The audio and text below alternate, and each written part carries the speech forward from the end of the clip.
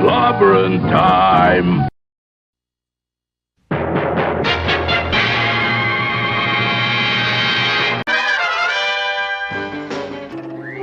Atomic batteries to power. Turbines to speed. Roger. Ready to move out.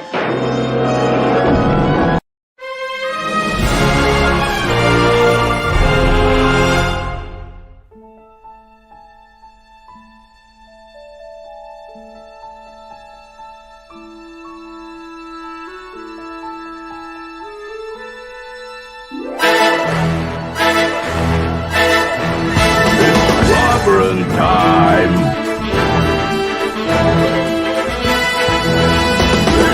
Cloberonimo!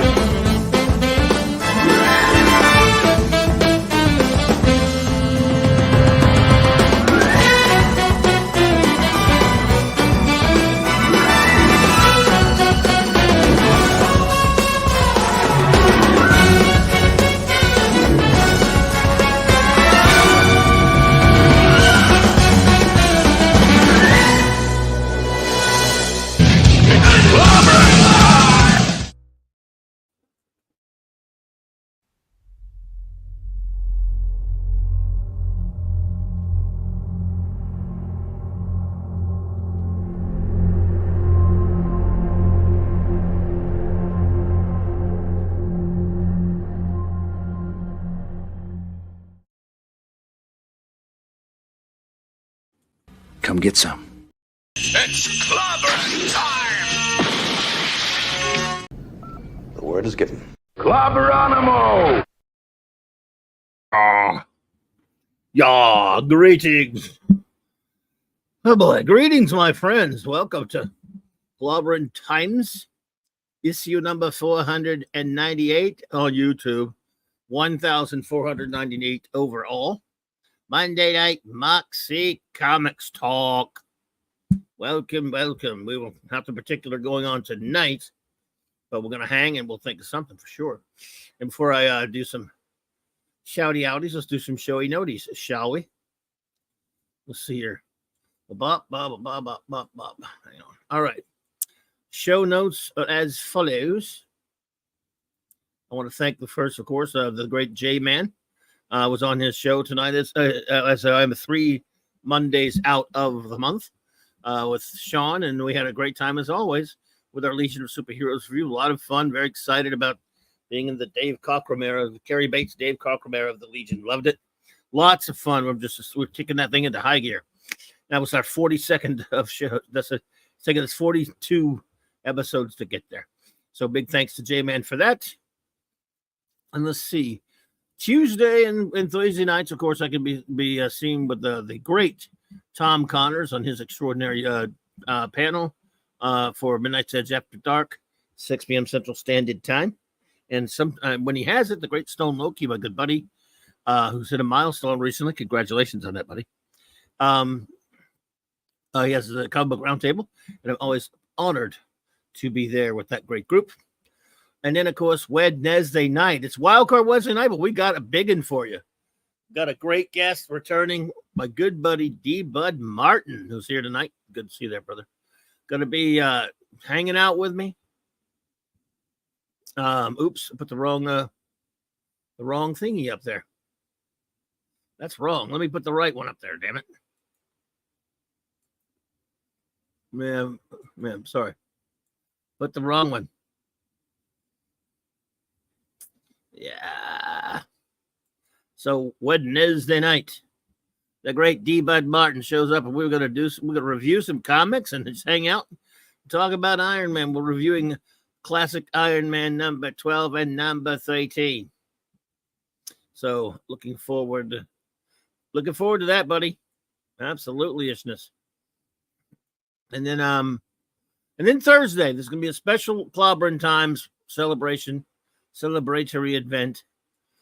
Thursday at 4 p.m. Central Standard Time. I realize a lot of people are going to be at work, and a lot of people may not be able to make it, but it's the only time I have a chance to do this. I'm going to do just a little celebration. I've been doing this for 15 years. It'll be a 15-year celebration. It'll be episode 500 on YouTube, and it'll be 1,500 overall. And yeah, it's gonna be fun. Gonna be big, I think, and I'll try to get as many friends to come hang out as I can who are making. So, like I said, a lot of people be at work and stuff like that. But it's the only time I can really do it that day because I always, go on with Tom and that gang a little around 6. I want to get a couple hours in before I do that, and then just get that number out of the way. So I didn't want that I didn't want that to coincide with the clubhouse, which will be later that Thursday night, as it is every Thursday night. With my wonderful first officer, Commander R.M. Briggs, and a great chief engineer, Mark D. with a C, with our usual Clobby's Clubhouse. Of course, Blake 7 episode review, starting season 3. A Kolchak the Night Stalker episode, and the Star Trek Unlimited Comet. So, always great fun doing that. And then Friday, continuing on my good buddy J-Man's channel. We review Legion on Mondays and FF on Fridays.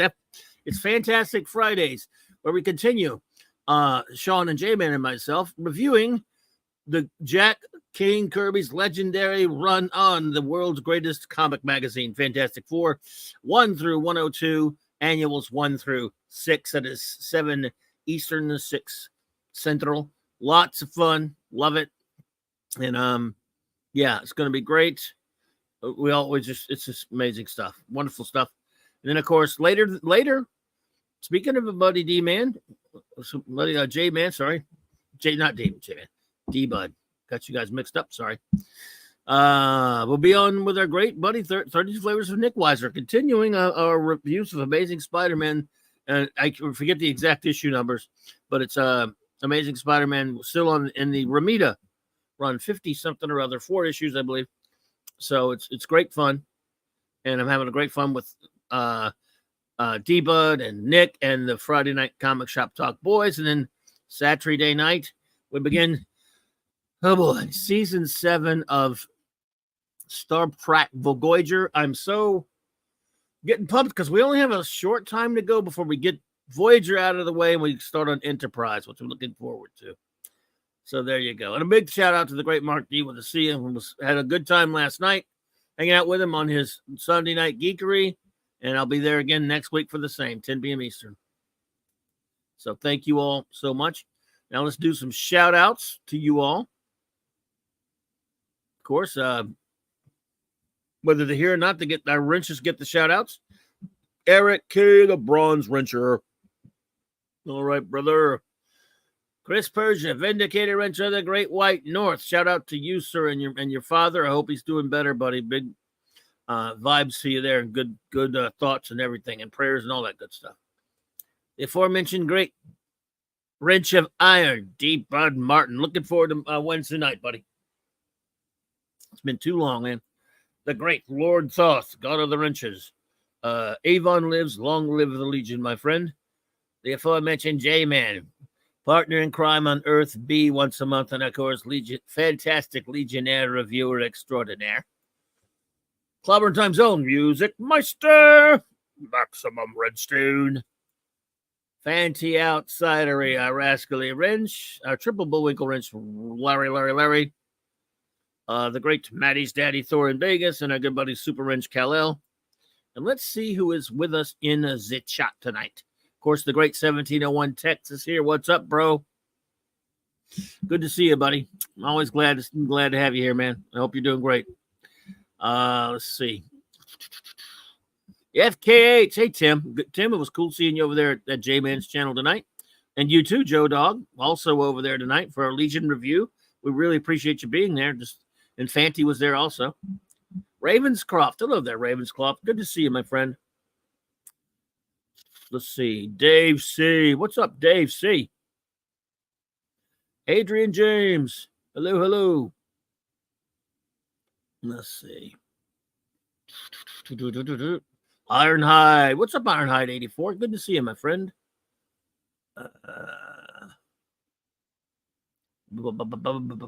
JT Kirk Lozman. What's up, dude?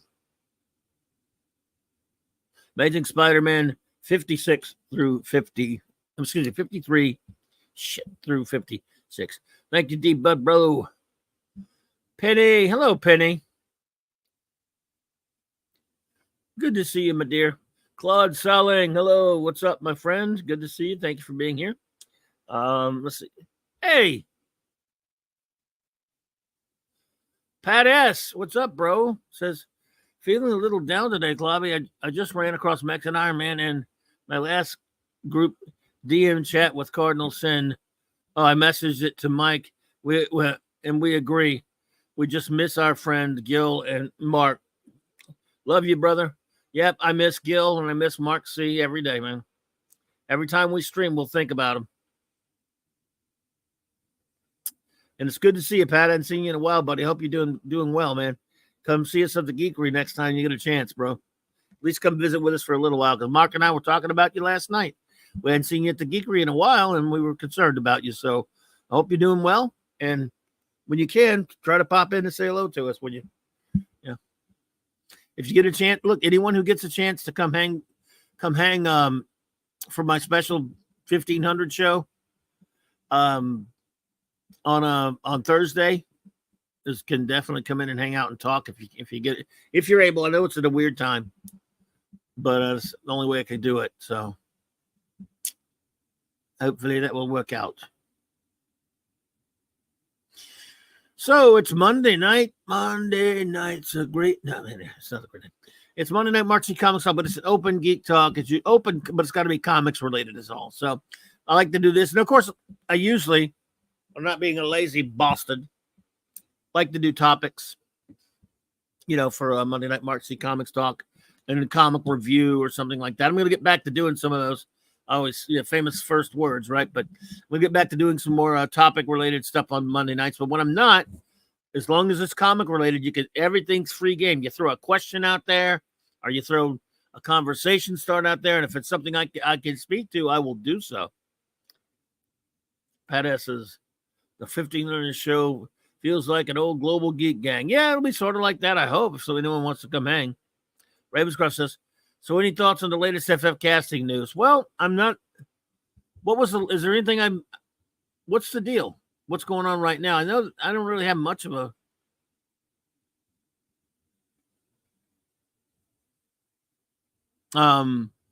What I'd have to see. Is there a new one? I haven't seen anything since that. They cast some actor that I never heard of that I guess is going to be Galactus, which means a voice. So, I don't know of any other. But look, that movie's so DOA. This is Malkovich and that guy from Game of Thrones is Galactus. Who's Malkovich playing? Is he playing Doctor Doom? Natasha Lyonne. Oh yeah, she's playing. They never said who she's playing. She's a redhead, but we don't know. Is she going to be Alicia?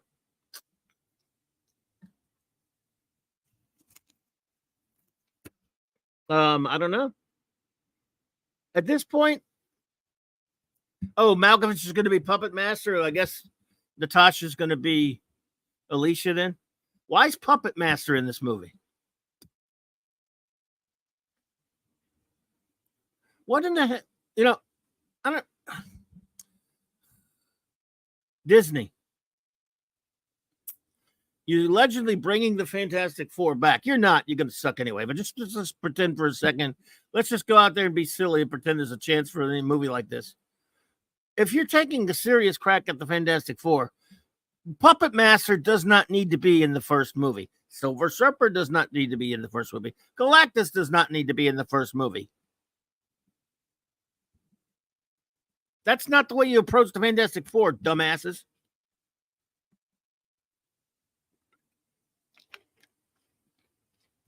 Idiots. Yeah, Malkovich, good choice for Puppet Master. Fine. But I don't know why we have to have the Puppet Master. Not yet. Maybe if he's playing the Mole Man, I go, okay, Mole Man should be in the first one.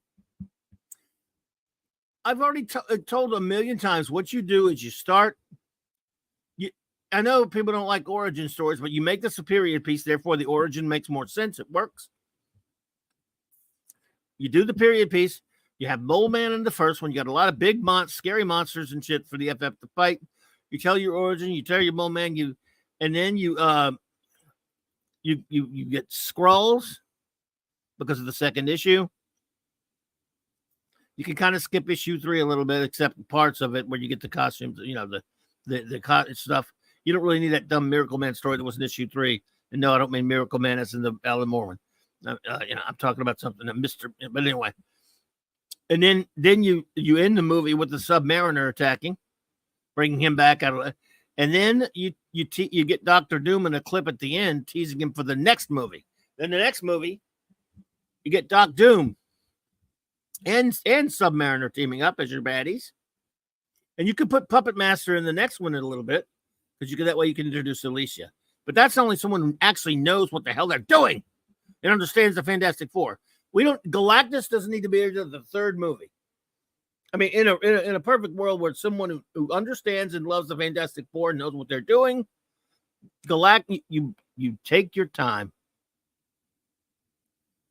and you put these characters in a proper order.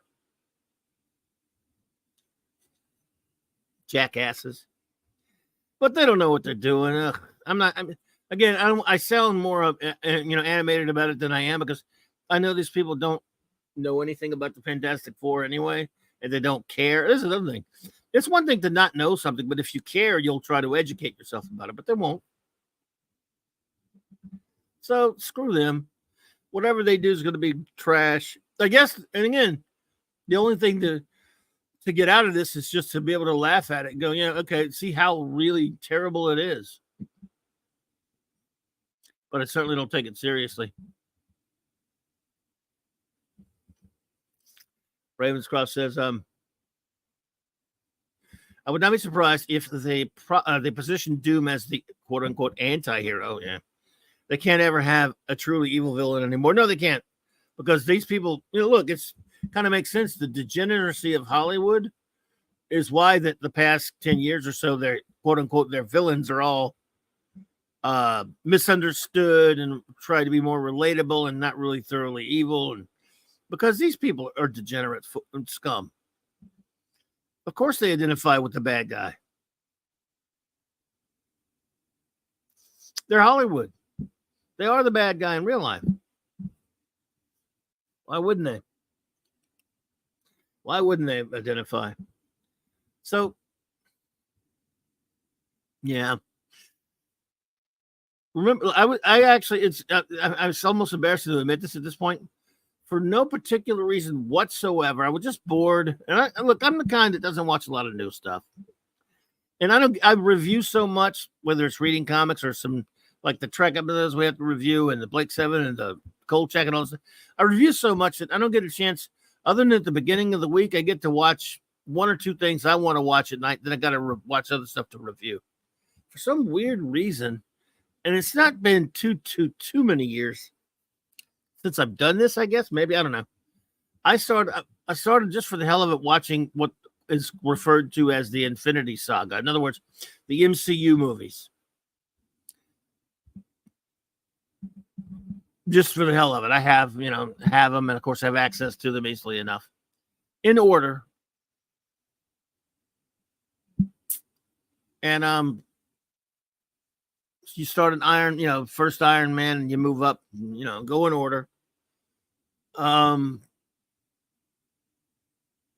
even some of the lesser ones so far, I'm enjoying them more now because at least even a flawed one of the MCU early on between Iron Man and Endgame, even the worst ones between those two movies are still good movies to enjoy. I mean, some of them are not good. Like, for example, I can't stand Iron Man 3 and 4. Excuse me, 3 and 2. What did I say? 3 and 4. Iron Man 2 and 3 I've always thought they were terrible. And now, because so much water's under the bridge, hello there, could not be reached for the comment. Now, with so much water under the bridge, with all the horrible stuff Disney's done, I watch Iron Man 2 or 3 don't even piss me off anymore. They're not good. They got a lot of dumb shite in them, but I really like the first one. Thor: The Dark World sucks, but I now I watch it. I watched it the other day. I was like, it's not that good. I'm not saying these movies are good, but somehow things have gotten so trashy with how bad the MCU is. Oh, I know, Gwag. Yeah, you're right. Hey, Gwag, no, good to see you, buddy. But what I'm saying is right now, because I'm all the way up to what's the last one I watched? I watched Civil War last night, which I love, warts and all. But so far, movies that back then I did not think were very good at all, and I still don't think they're good or anything. Iron Man 2 and Iron Man 3 are still crap, but they were easier to watch this time around. I was like, yeah, I can still get, because I still get enjoyment out of parts of them, and I'm less rough on them now.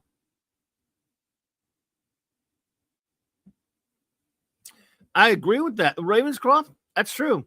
He says, compared to Dial of Dysentery, Crystal Skull is a masterpiece. Yeah, Crystal Skull. See, there's the thing about this. Kingdom of the Crystal Skull is a bad movie. It's a bad Indiana Jones movie, because Indiana Jones movies, before that, there were 3 of them that were excellent, in my opinion. Yes, I'll defend Temple of Doom to the death. Last Crusade had a lot of goopy things in it that kind of bother me, but I still really enjoyed the movie and love it. Flaws and all. Of course, Raiders of the Lost Ark is one of the all-time greatest movies ever made. So Kingdom of Crystal Numbskull, they wait 19 years. They do that movie, and it's got a lot of dumbass shit in it. But when you watch it, it does still have an older Indiana Jones, yes, but it has Indiana Jones, for the most part, doing Indiana Jones type things. And it's a very flawed movie with a lot of mistakes, a lot of bad things in it. And I'm not defending it, but it's a flawed Indiana Jones movie. Whereas the Dial of Dysentery is an Indiana Jones assault. It's not an Indiana Jones film. It is a disgusting, absolute degradation, debasement, defilement of the character of Indiana Jones. And I can't judge it on a normal, critical, but fair, subjective level. I've got to say it's absolute filth that is made to drag the character down into the depths of despair. In Banana Jones and the Dial of Dysentery is not an Indiana Jones film. Kingdom of the Crystal Skull is an Indiana Jones film. It's just not very good. I admit it. And no problem. I mean, I've always been critical of it, and some people really hate it. But there's no comparison. Dial of Dysentery is not even an Indiana Jones movie. It's just an Indiana Jones torture fest. It's an Indiana Jones execution.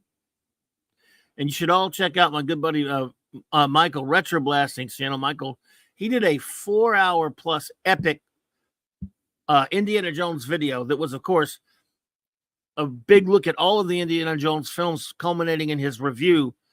It gives you a great backstory and history of the whole Indiana Jones franchise. It's incredible.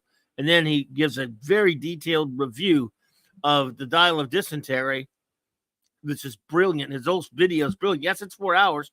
He's got it chaptered so you can watch it a little at a time. I've watched it twice. It's 4 hours long, folks, and I've watched it twice because it's so brilliant. What you learn about the Indiana Jones films. I know it's not comics talk. I'll get back to comics in a minute, but it's incredible. And it's highly entertaining because he's so good. I always love his videos. His videos are just incredible. If you have not been to Retro Blasting, link in my description below. Please go and subscribe to him. But he does such comprehensive work on his videos. They're always entertaining and brilliant.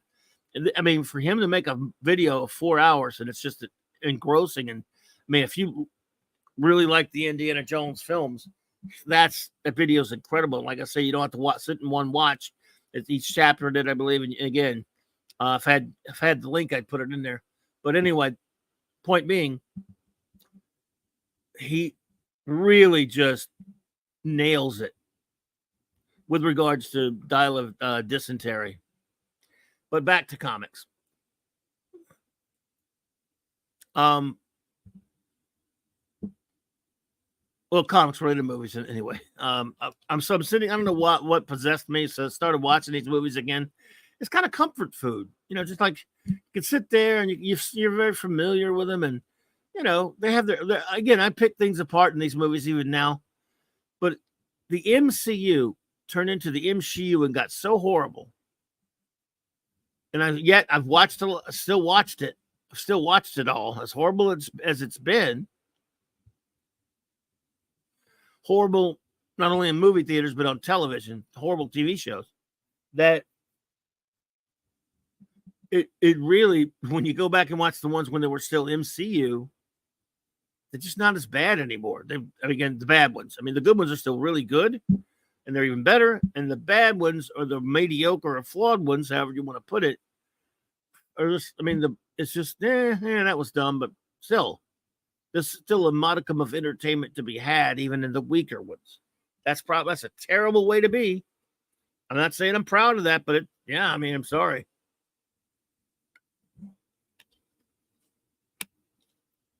Still have lots of complaints, but they were trying, at least they were trying to make good movies, and they were tying them together. Now, I'll probably skip around. I don't think I can make myself watch Captain Marvel again or Black Panther again. I'm one of the few that hates the Black Panther movie. Really hate it.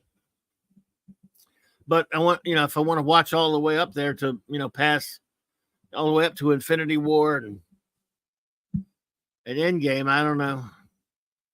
I don't know if I could sit through those two again. But the other ones are pretty, cool to sit through.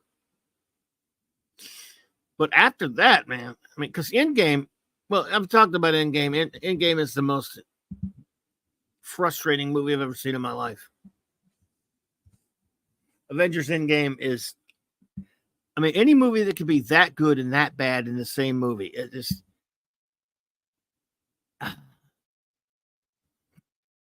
and could not be reached. It's hard to imagine, even in hindsight, how it could have gotten so bad. Yeah, it really is.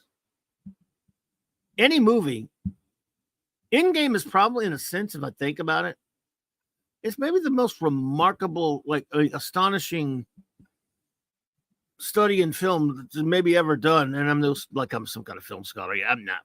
But as far as some movies you like, some movies you dislike, some movies you love, some movies you just hate, some movies you're kind of indifferent on the fence to. You got every range of emotions applied to movies and your reaction to movies. Some you go, well, there was good stuff in it, and it was kind of on the fence. It's like it's okay here and there. I like this and that. This I didn't have a problem. And that's usually when a movie's like in the middle, like it's kind of you're mediocre, you're flawed. And that's no big deal. You just walk like, oh yeah, that was kind of flawed. It's okay, but some good stuff, not some good stuff. A very uneven film. That happens. That's in typical movie critic parlance, that's you're just walking away thinking the movie was just not all that great. But I don't know if I've ever in my life, I don't know, man. I've never seen a movie that has things in it that make you want to jump for joy, make me so happy, make me fanboy my ass off like a little kid. Oh, amazing, unbelievable. Some of the greatest things I've ever seen in a movie that make me so happy at the culmination of all those years of movies building up to it. And then others in the same movie, things that make me want to punch the planet off of its axis. Things that make me want to just, chew steel, punch things. Things that make me so angry. I don't think any movie's ever made me run the gamut of emotions like that. I mean, again, I think a movie sucks, it sucks. It's pretty clear cut when I think of Man of Steel and The Last Jedi, Fan Force Stick, and The Force of Break-Ins, and other horse shit like that. But you know what? Say what you want about those movies. At least I know where I stand on those. I mean, there's no gray area between bull versus shite, Batfleck versus super twerp, and the stupid shitty Snyder cut. There's I would rather just it be horrible. I wish it had just been horrible. Completely. There is no, it's at least it's easier. You digest it one way. You go, I hate Man of Steel. It's a piece of filth. I hate Fan Four Stick or hey, DJ Play It Ice. What's up, buddy? I hate a lot of movies that I hate, and you may have movies that you hate as well. I'd rather just hate it and go, that's a piece of crap, or love it. Movies that I love, same deal. Movies that I just, man, that is the best. I love it. And I'm so happy about it. Watch it over and over again. And then there's sort of the middle, like, it was pretty good. That was an okay movie. I like it. I've been watching it 100 times, but I liked it. I'd rather have some clear-cut opinion of it. Or at least that movie that you go, well, it was an okay movie. It's not something, it has some flaws, but that's fine. There's nothing really wrong with it. It's just, I mean, there's nothing really angry. I'm not angry about it. It's just like I took away some flaws, but whatever. It's fine. I'll live. Endgame is the most frustrating movie I've ever seen in my life. Bar none. It doesn't let me hate it. Like freaking, yeah, well, name the movie. The Dial of Dysentery, for example. It's so easy to hate In Banana Jones 5, Indy 5 garbage. It's so easy to hate Last Jedi. I mean, that's low-hanging fruit. I mean, it's just, I mean, it's a no-brainer to hate that trash. It's a no-brainer to hate modern Doctor Who, too, but that's another story. It's not a comic, so. I know this is not comic talk. So, Endgame has some of the greatest scenes in any comic movie ever. And then some of the most horrible, contemptible scenes in a comic movie ever. I don't know who we blame. I guess we blame Kevin Feige. He's the boss. I don't know if the Russo brothers were involved in those decisions.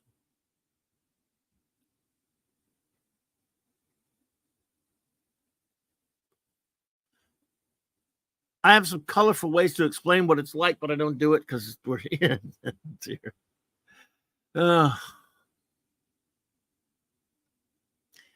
Who doesn't hate Fan Four Stick? D-Bud, I got to admit, I don't think I've ever met anyone. I think I've heard some rumors that there's some people that don't hate it, but I don't know.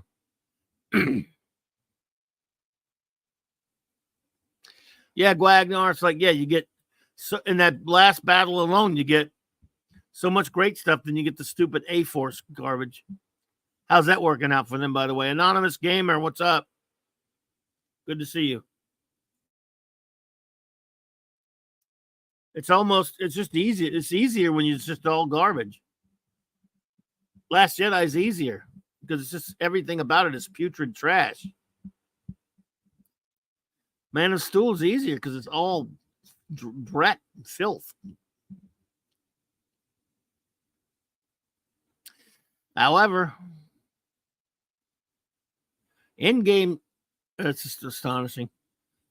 So when I get to that one, I can, like I said, it's watchable. It's very watchable. We just got to get through some really bad things in it, especially at the end. What are you going to do? What are you going to do? Anybody have anything to say about comics that they'd like to talk about? Now's the time. But this is a comic show. It is Monday Night Mark C Comics Talk. That, well, it was comic book movies I was talking about, so that was fair game. But yeah, but if you have any questions or things you'd like to talk about with comics, that's what we do here on Monday Night Max Comics Talk. Let's see. I'm going to start reviewing some more comics at least 1 or 2 Mondays out of the month, because I don't review enough comics in my life. Of course we do, but yeah, I love reviewing comics. It's fun. Especially when, it just depends. There's still plenty to review. That's the good thing. Since new comics are such crap. Hey, Just Joe, what's up, buddy? What's up, Jobber? Bob, did you see J-Man's review of the second favorite Star Trek? Yes, Spock's Brain, I did. And I left a comment with my review of it. Well, not a review, but a comment on the episode on his video there, J-Man. I mean, Jobber. I comment on every one of his Star Trek reviews. And now he's almost, for those who don't know what J-Man's talking about, is our good buddy, Jobber's talking about, Just Joe. He's talking about our good buddy J-Man, who I mentioned, every night. And please go subscribe to this channel if you haven't already. But every night, he's reviewing, and he releases a short review of every episode, reviewing every episode of Star Trek, the original series.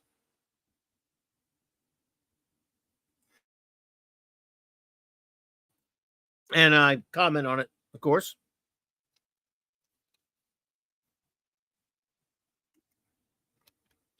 Oh, Gwag. Okay. Yeah. I can't wait. Let's see. New back issue 151 and Jack Kirby Collector number 90 being released this week. I will have them, sir. Thank you.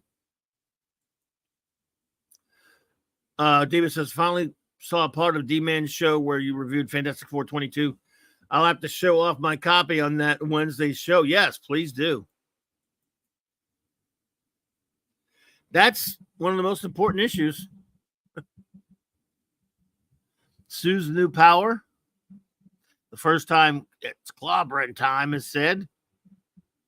First mention of Aunt Petunia. Return of the Mole Man. And man, we got some crazy ones this week, D-Bub. We got Infant Terrible, and then we've got the big two-parter, Thing versus Hulk again. We got the Avengers. We get Subby and Doctor Strange. Oh, yeah.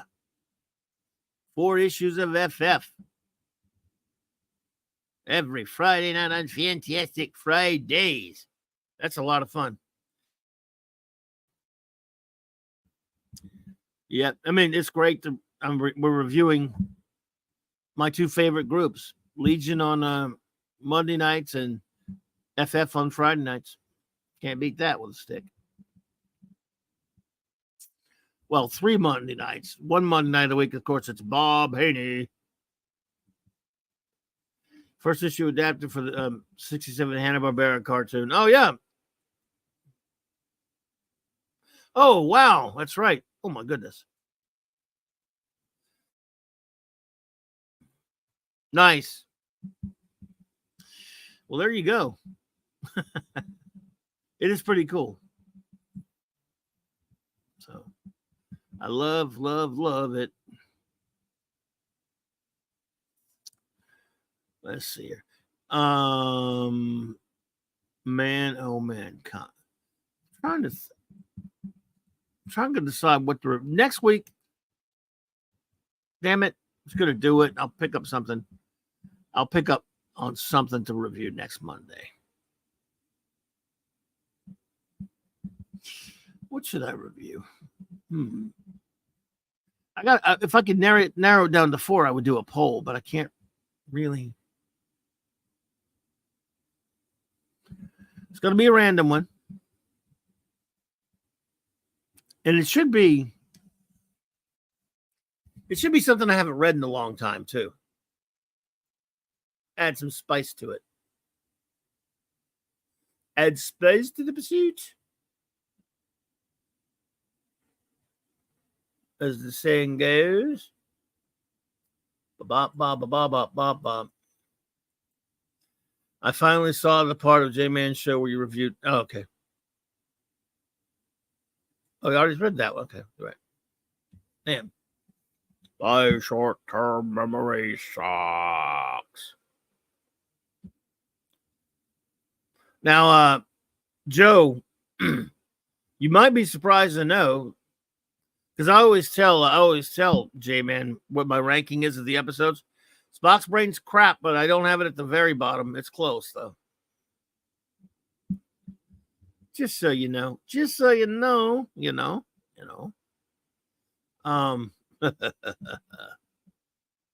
Let's see. Your text says, have you talked about your favorite issue of a comic of all time yet? I've actually been thinking about doing my all-time. I teased this last year and I didn't finish it up because it's so tough. I was going to do my top 25 all-time favorite comics stories. And I got a top 10 fairly sussed out. But man, dude, it's tough to come up with a bunch of them. I mean, there's FF51, but Mark C and I already reviewed that one. So we have reviewed that one. I'm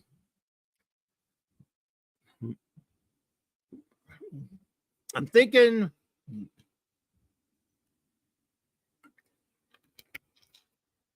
I will, But no, you're right, Tech. This is a good idea. I want to get back to that.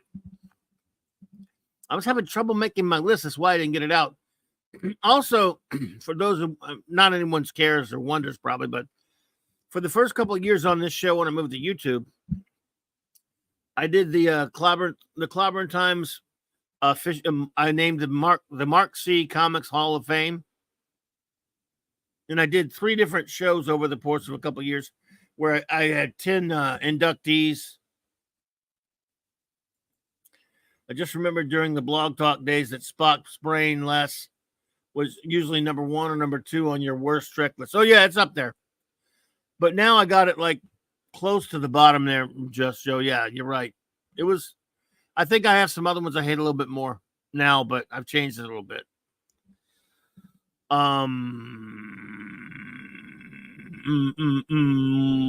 What was I saying? So I will probably.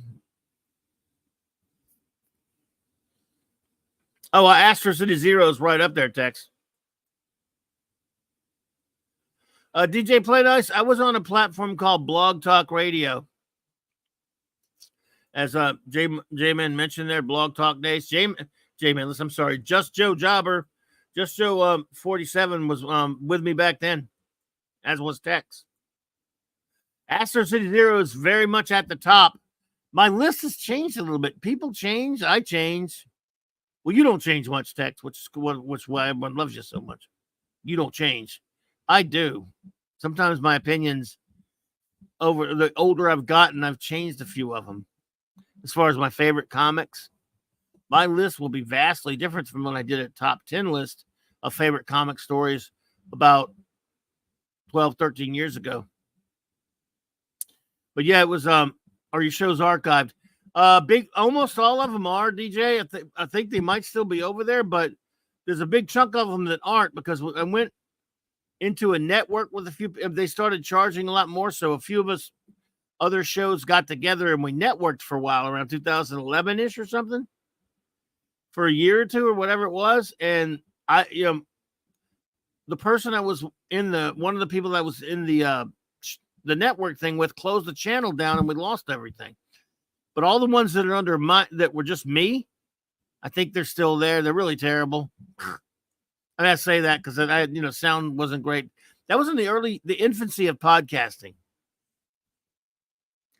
It wasn't much, not at that point. Not everybody and their brother had a podcast. Ravenscroft says, "Well, I imagine that Watchmen 6 and Daredevil 233 might be near the top." Well, yeah, I was actually, when I do Watchmen, I call it one story. I mean, Watchmen number 6 is a great issue, Ravenscroft, Origin of Rorschach, but I actually, yes, you are fixed point in time. Captain Notfinity and beyond.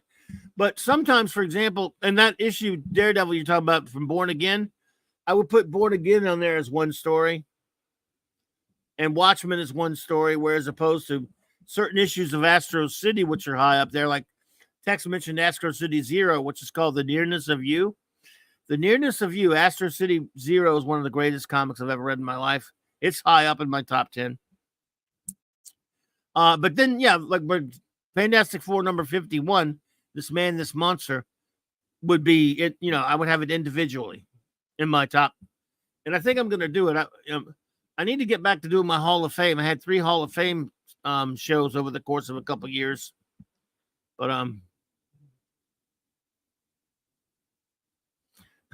Captain Vinny says Watchmen is one story, but it still ain't a graphic novel behind. Yeah, it's not a graphic novel because it was a comic book that was later compiled into trade paperback. So you are correct, sir.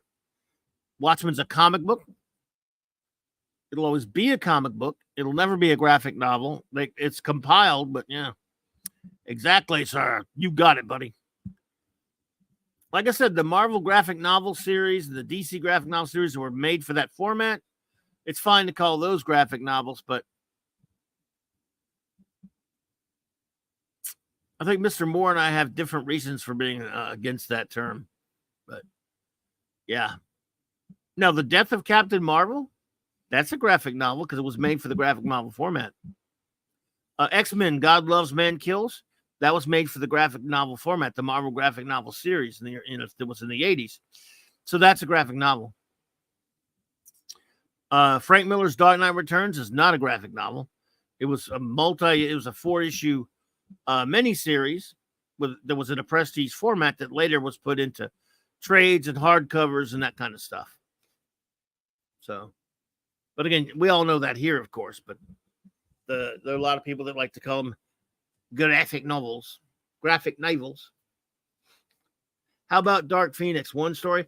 Ravenscroft, I would have to say yes. I would say Dark Phoenix. I would call it one story. I know there were issues leading up to it, but I think you could make a case that you could do that as one story. It's a saga, and Dark Phoenix is a great one. I don't know if it make my top 25 or not. It might, but yeah, it's like the Great Darkness saga is definitely a one story, which I love. That would make my list somewhere. There are a couple different issues of Astro City, individual issues that would make my list, and then there's a great one that's a number of issues, Confessions, which they later put into a trade and a hardcover, which is over the span of a few issues. That would be, I would call that one story. So it varies. Born Again is one story, in my opinion. Obviously, there's a great single issue there, but yeah.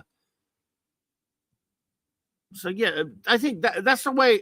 I know I'm not telling anyone what to do. That's the way I would do it. I remember a couple of years back, it was here on YouTube.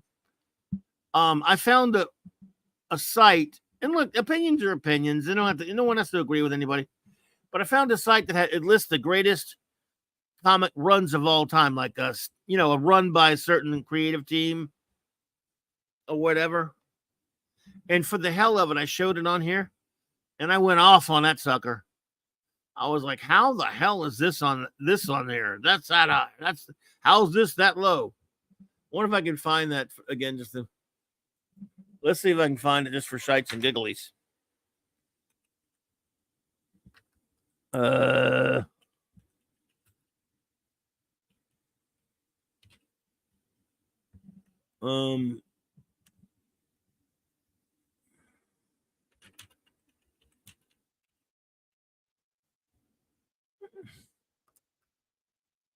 Let's see. Is this the one?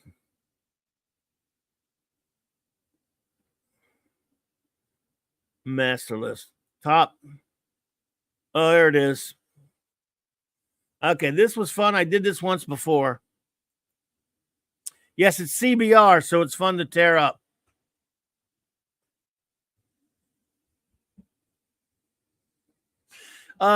Captain Nutfinity, I think you're right. I think Starstruck may have had a graphic novel.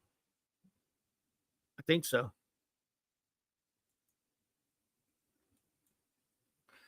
I do believe, yeah, it is CBR. You're right, Glad. Well spotted.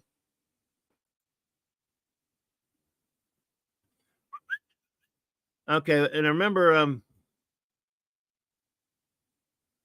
right, some of this stuff, man, oh man. All right, they got the Dave Cerebus run at number 100. That's fine. Okay. Keith Geffen and Tom and Mary Beerbaum's Legion of Superhero run, poo-poo on that. At 90, it doesn't belong anywhere on there, but I'm biased. John Ostrander and Tom Mandrake's Spectre run, I didn't like it much, but that's fine. People like it, I guess. I think it's maybe it shouldn't belong on there. Dave Michelinie and Bob Layton's Iron Man run, that was good stuff. It's good. It's on the list somewhere. I can respect that. Robert Kirkman and Charles Allred's Walking Dead run. And these were voted on, by the way, so it's no right or wrong answer, but Peter Milligan's Mike Allred's X-Force, go to hell. Roy Thomas's initial Conan run got some votes, which is cool. Wow. Lone Wolf and Cub, way down at like 93. Good Lord. Mike Wade and Mike Rowingo's Fantastic Four run. That was a pretty good run. Stan Saki's Usachio Jimbo, and Peter Biggs, Hate. There you go. Now, Will Eisner's Spirit all the way down at 89. Really?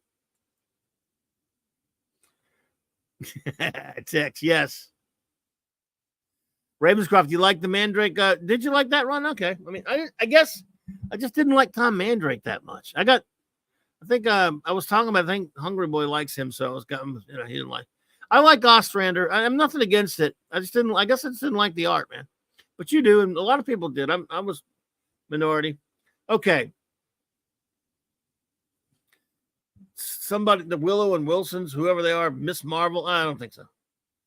Ditko's run on Doctor Strange all the way down at 85. Are you smoking crack? Tom King's garbage above that. I don't think so. Tom King's garbage. More people like Tom King's stupid Batman crap than Steve Ditko's Doctor Strange run. Good night. Good night, chicks. Take it easy, bro. Agreed, Gwag. Jonathan Hickman's X-Men trash. I respect Larry Hama's initial run on G.I. Joe. A lot of my friends really love it. Hickman, I don't care. I don't even care about this. Don't care about Squirrel Girl. I don't care about Mark Millar's Ultimates like people do. Roy Thomas's Avengers. Yeah, I mean, there was some good stuff on there.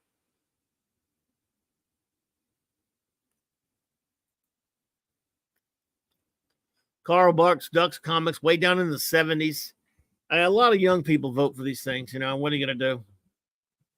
Kirby's Fourth World, at least it's on there because it had a rough ending, but still, down at 77, really? Claremont Sagevich, New Mutants, don't care. Don't care. Mark Waid's Daredevil, why do people like that? I don't get it. Wow. O'Neil Adams' Green Lantern is all the way, Green Lantern, Green Arrow is all the way down at 71. You know, Ravenscroft, I've been slowly rereading the Shooter's run on Avengers. It's different. I mean, it's pretty good. And like you said, it's epic. He loves being epic-y. Yeah, could not be reached. The the demo is probably, this was around 2020 that this was done. It's CBR. That should probably, well, it's CBR, but they are voting on some old stuff too. So, I don't know. Ingart Rogers, Detective is great. 67 is too low. Screw Tom King in the face for his Vision run. Garth Ennis. I used to read Kirkman's Invincible. It was good for a while. Promethea at 63. I think my boy Captain Knotfinity will like that. Oh, Ravenscroft, that'll be on there. I never did like the Promethea run, but I think you like that, Captain Knotfinity, if I remember right. So you'd be happy to know that Promethea made it on that list, Captain Knotfinity. Love and Rockets. That was popular. I never really got into it, but it's fine.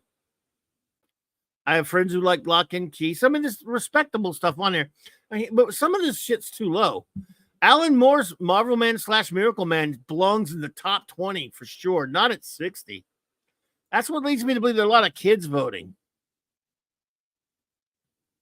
Is Dan Slott on there? I didn't get to that yet. Oh my God.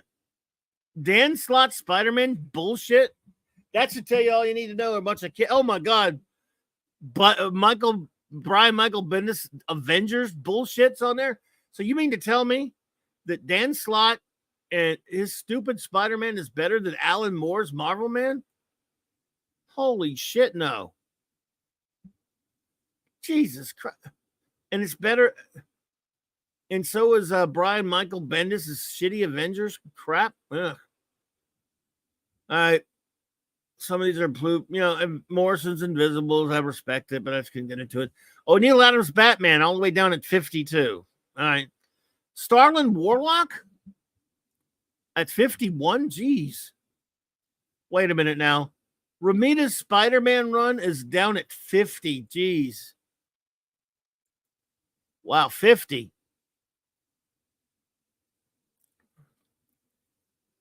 Jakey Kirk says, a lot of kids vote for these. What are you going to do? Not let them off the hook? Yeah, I got you. Agreed. F.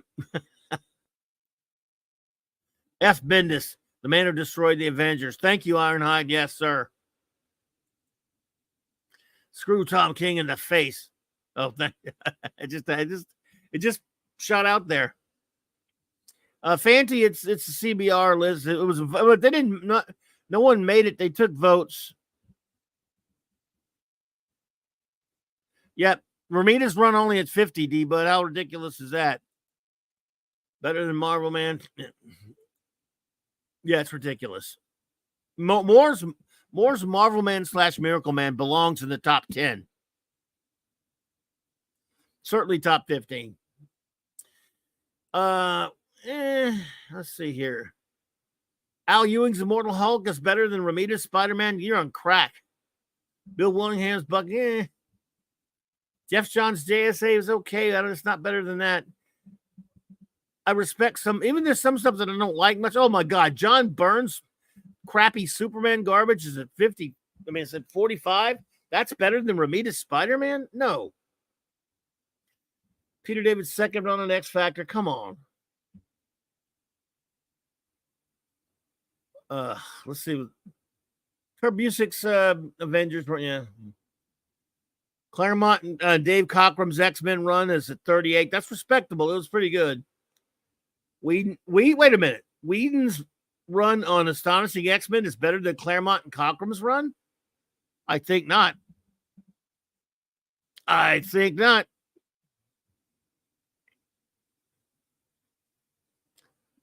What do I know? Ostrander's Suicide Squad is at that high up. Jesus Christ. At 36? That's shitty art. That book had constantly garbage art. I mean, I know a lot of people liked it, but holy shit, it's at 36. And that's old. I mean, it's older. I mean, little kids weren't reading. Some of these kids weren't reading that. What the hell, man? In this Bendis is Ultimate Spider-Man. Scott Snyder's Batman. Jesus. Preacher. A lot of people like Preacher. That's fine. Planetary at 30. I can respect that. Oh, man. Morrison's Animal Man at 29. That's pretty good. It could be a little higher than that. Could be a little higher than that. Where's my boy Shakin? Shakin could make it. He could make it. I'll let you know in a minute. Because it's been years since I've looked at this, so I forgot most of it. Okay. Stern's run on Avengers. I just never could get into the art on that one. But I respect it. Paul Levitz's Keith Gibbons' Legion of Superheroes run. Yes. At 50, I mean, at 27, I'll take it. I think it should be higher, but Ed Brubaker's run on Captain America was pretty good. I think that's a little high. Peter David's run on Incredible Hulk was good, but it went on too long. Michael Bendis could suck it. Morrison's Doom Patrol, I don't care. Wade's run on Flash, that's way too high. Hickman's run on Fantastic Four is overrated drivel.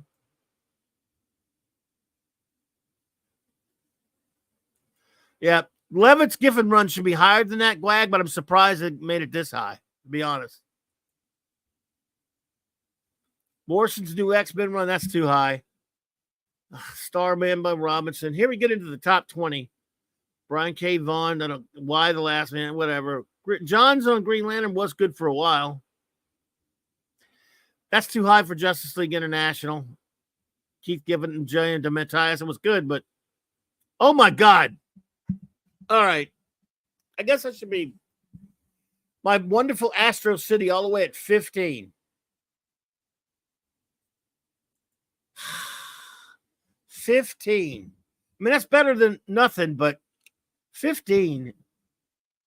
It's a top. Well, it's a top fiver for me, but I'm biased. Jason Aaron's Thor is better than Astro City. Suck off. John Burns FF. No, it got bad. Hickman's Avengers. Screw that noise. Wolfman's and Perez's New Teen Titans run at 11. That's respectable and good. Claremont and Byrne X-Men run at 10. That's respectable. A little high. Simonson's Thor run, okay. A little high for me, but okay. Morrison's Batman, to hell with that. That at 8, holy shit.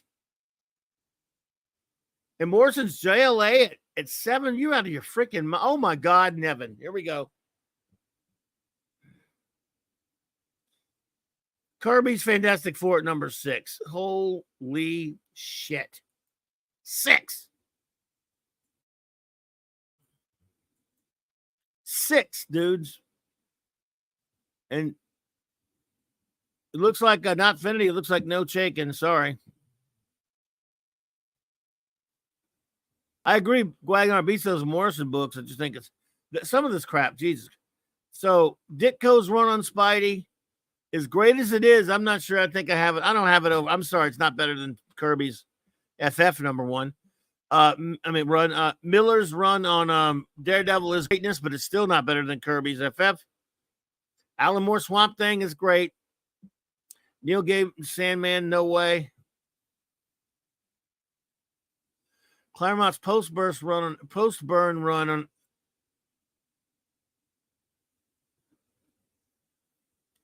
Burn Cochran run at 10 is ridiculous. So they got John Byrne, Chris Claremont, Terry Austin's X-Men run as number 1. Are you shitting me right now?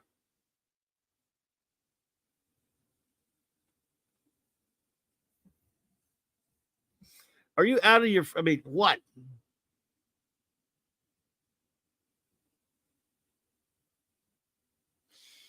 Wow.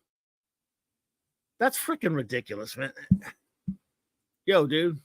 Hey, I hear you knocking slots. Spider-Man, you better watch. He might block you on Twitter.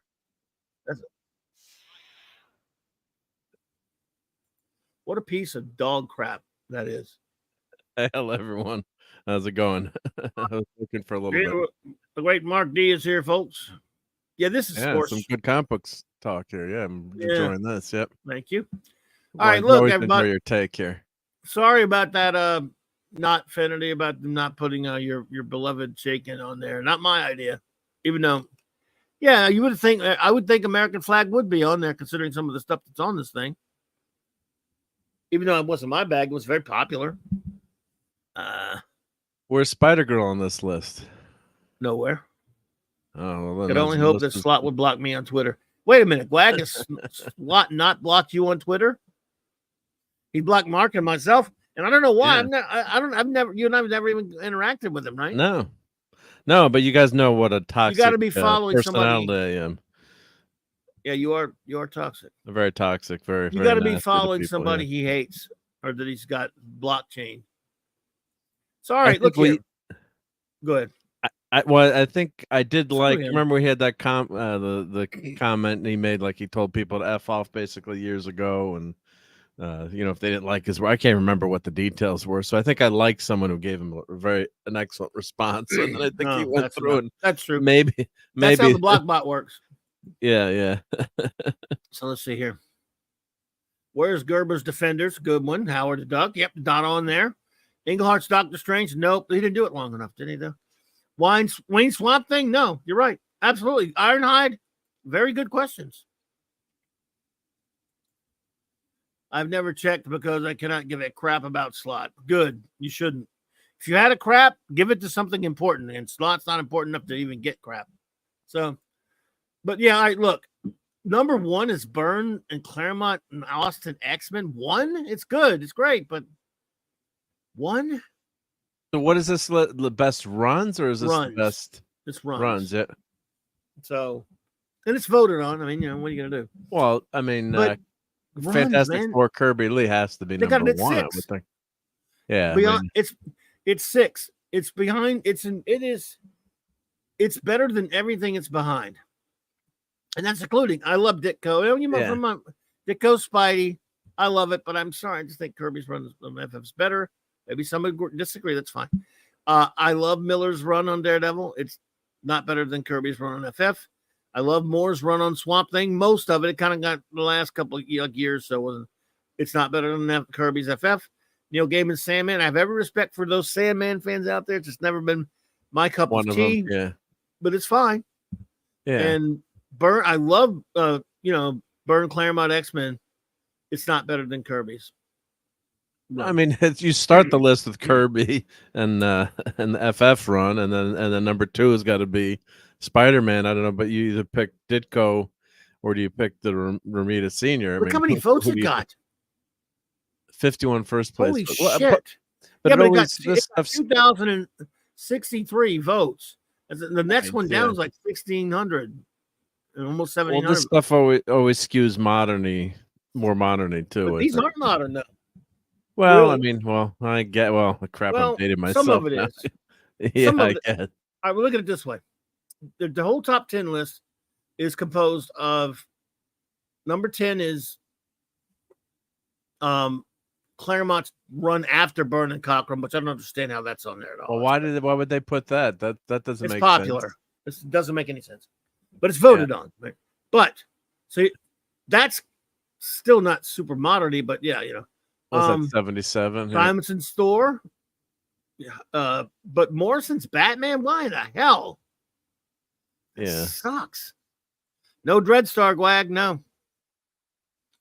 Top 3 should be Kirby's FF for me to Spidey Ditko's body. I'm right there with you. I'm with you, D-Bud. So, but here, let's look. You've got 1, 2. You have 2 Silver Age comics. Yeah. You've got Bronze Age.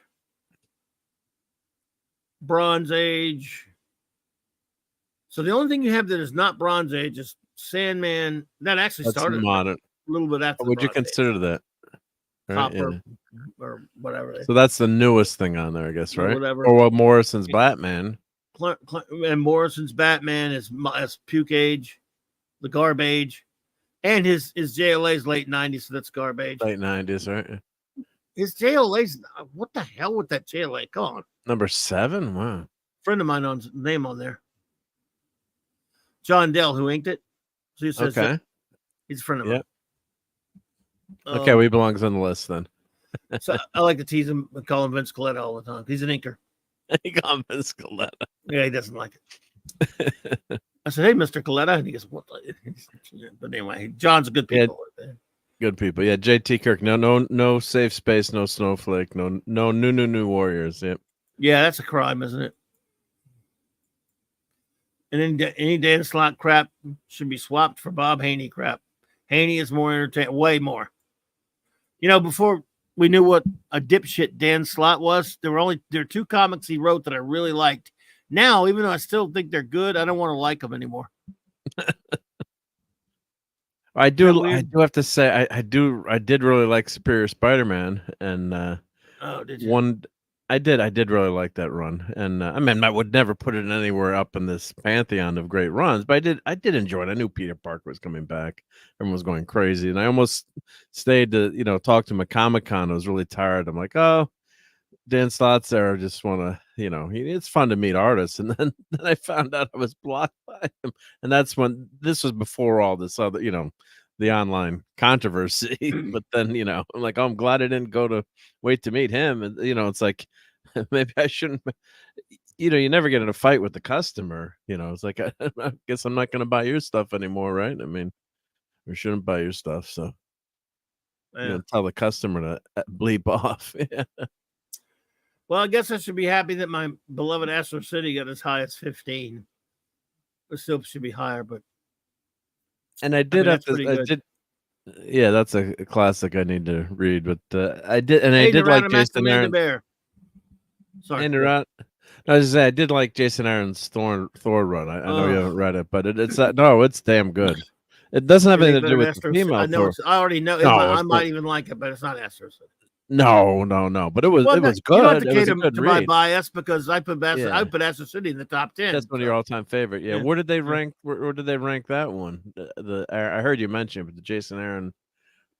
Right above Astro City at 14. I'm like, puke on that. No. Oh no, my God, no! It shouldn't be 14. No, I mean, I like. I really like it. I tease you, but I'm sure it's good. I just don't like. No. I don't like the art. No, but it's no way it's revered as much. They got Burns FF at 13. Oh well. I mean, I like the first couple of years of his FF, but I think Byrne got really lazy and sloppy on FF after the first few years. Yeah, but people go by nostalgia votes too, right? So like the Thor, Jason Aaron's Thor, I mean, that's new, right? So that's why too. It's in people's memory, or I think that's why. But it was no, I mean, I think if you did read it, you probably would like it. And the art was, I mean, it's actually considered old, relatively old now. Was it 10 Right. years old now? I mean, it's not modern new stuff, but with the female Thor and that kind of stuff, that kind of it doesn't deal with that. The God Killer saga that's why it's so depressing how screwed up. I mean, that God Killer saga could have been 3 really kick-ass cool movies. Yeah. And then they intermixed it with Jane Porter as Thor, and the God Killer was only one movie. Oh, just total. I love how you mixed up Jane Foster with Jane Porter.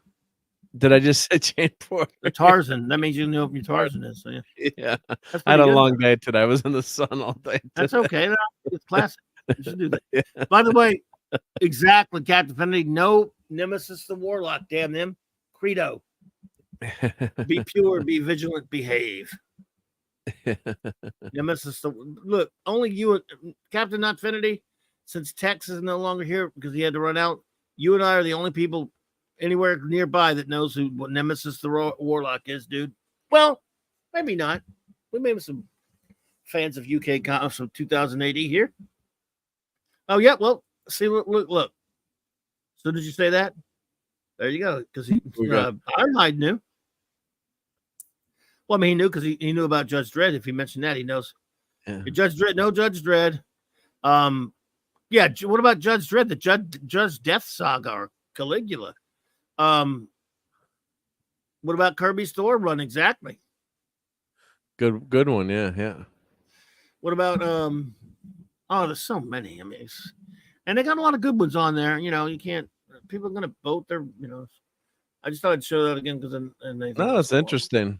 But I think a lot of this stuff has a moderny bias too in terms of any of these lists, or it's like what people know. But is the Batman the great any great Batman runs on here? Or the in fairness, a lot of this isn't all that old.